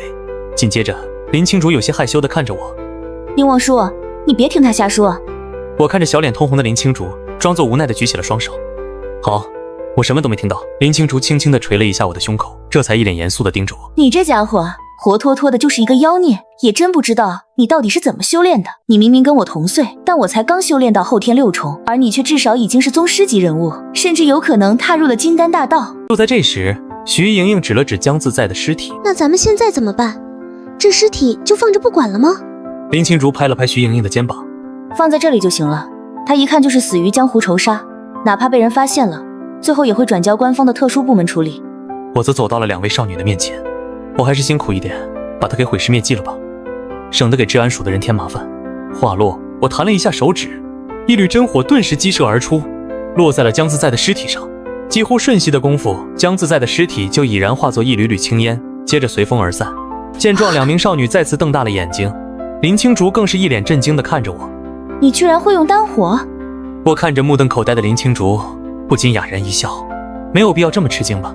林青竹努力地平复着内心的震撼，过了好半晌才终于长呼了口气，接着没好气地白了我一眼。你说的倒是轻巧，你这家伙能发出丹火，就说明你必然已经踏入了金丹大道。刚才我问你具体是什么修为，你这家伙还跟我藏着掖着不肯说。我有些无奈地笑了一下。好了，我看咱们还是先走吧。话落，我便带着2名少女离开了此地。回到家后，2名少女一脸呆滞地坐在沙发上，似是还没有从今天的事中缓过神来。于是我便拉着2人来到了阳台上，接着一边欣赏窗外的夜景，一边有一搭没一搭地闲聊着。2名少女被我逗得娇笑连连，也配合着我开起了玩笑。随后他们聊起了接下来的大学生活，气氛也渐渐地舒缓了下来。随着夜色渐深，林青竹和徐莹莹都各自回房间休息去了，而我也回了自己房间。另一边，齐家别墅内，齐天磊不时地瞥向客厅的时钟，眼下已是深夜12点多，但江自在却一直都还没回来，这让齐天磊不免有些担忧起来。怎么回事？都这么晚了，江老怎么还没回来？一旁的吴胜天也皱了下眉，是有点不太对劲。闻言，齐天磊犹豫了一下，吴师傅，江老他会不会出了什么状况？难道他也不是那小子的敌手吗？他的话还没说完，便被吴胜天抬手打断了。不可能，那小子就算再逆天，也绝不可能是我师傅的对手。有可能是师傅中途遇到了点什么事给耽搁了，所以才没有回来。齐天磊若有所思地点了点头，这才再次看向吴胜天。吴师傅，要不咱们给江老打个电话吧？吴胜天轻轻地点了下头。那你把我手机拿过来吧。齐天磊赶忙将吴胜天的手机帮他拿了过来，但随着手机中传来对方关机的提示音，吴胜天不由皱了皱眉。随着天光大亮，一夜未睡的吴胜天眼眶已经有些微红。齐天磊也陪着他等了足足1夜。期间也多次给江自在打过电话，却始终提示关机，包括吴胜天发的信息也一直没有回复。齐天磊看着已经亮起来的天色，有些犹豫地看了吴胜天一眼。吴师傅，我的人一大早就在那小子的小区蹲守着了，我给他们打个电话，若是那小子现身了，恐怕江老就很可能凶多吉少了。吴胜天深吸了口气，好，那就有劳齐少了。齐天磊没有再多说什么，直接拿出手机打了个电话出去。电话接通后，齐天磊走到旁边，小声地交谈了几句，接着一脸沉重地回到了吴胜天的面前。吴师傅，我的人告诉我，他们刚才看见宁望舒出门了。闻言，吴胜天的面色顿时一片惨白。怎么可能？师傅怎么会不是那小子的对手？齐天磊长叹了一口气。吴师傅，你也别太悲观了，兴许昨晚姜老师遇到了什么其他的事，压根就没有去找那小子。可能他在的地方手机没信号，又或者是不慎把手机给打坏了，所以才联系不上。说着，齐天磊突然拍了一下脑袋。对了，之前姜老不是说他要替白家出战7省5盟大赛吗？他最迟14号就得前往大赛举办地。如果姜老没事，相信最多过几天他肯定会回来的。你也可以联系一下白家，看看白家那边有没有姜老的消息。听到齐天磊的话，吴胜天猛然醒悟过来。对啊，也许师傅只是被其他事情给耽搁了。七少，麻烦你带我联系一下白家，以我的名义帮我问问白家那边可有我师傅的消息。闻言，齐天磊点了点头，接着便离开了别墅。不多时，齐天磊就找到了白家的家主白景川。电话拨通后，齐天磊一脸焦急地拿着手机。白家家主您好，我是齐家的齐天磊，请问您能联系上姜自在大师吗？他现在失踪了。电话那头传来了白景川略带疑惑的声音。我从没听说修仙世家中有齐家，你是什么人？为什么要找姜自在？齐天磊长叹了一口气，接着把姜自在失踪的原因告诉了白景川。得知此事后，白景川无奈地摇了摇头。抱歉，我也没有收到姜自在的消息。电话那头传来了齐天磊的叹息声。那好吧，很抱歉打扰到您，我先挂了。电话挂断后，白景川的脸上闪过了一丝忧愁。7省5盟大赛马上就要开始了，若是姜自在在这个节骨眼上出了什么事，导致赶不及这次的7省5盟大赛，那我的损失可就大了。话落，白景川看向了站在一旁的青年男子。白耀辉，你去帮我查查姜自在的行踪，顺便再联系一下特殊调查部，问问他们有没有发现姜自在的尸体。他话音刚落，白耀辉便恭敬地离开了此地。过了一会儿，他一脸沉重地回到了白景川的面前。爸，我刚才去查了姜自在的行踪，监控画面里显示他跟着3个小孩走到了巷子里，几人在里面大概待了10几分钟，最后出来的只有那3个小孩。闻言，白景川顿时长叹了一口气，这就都对上了。那个齐家的人说姜自在在失踪前去找了他的仇人，看来姜自在现在怕是已经殒命了。可是姜自在的实力无比强盛，怎么会打不过一个19岁的小孩呢？就在这时，爸，如果姜先生真的丧命于其手，那这人的实力岂不是高于姜先生？咱们何不试着去请对方来为我白家出战？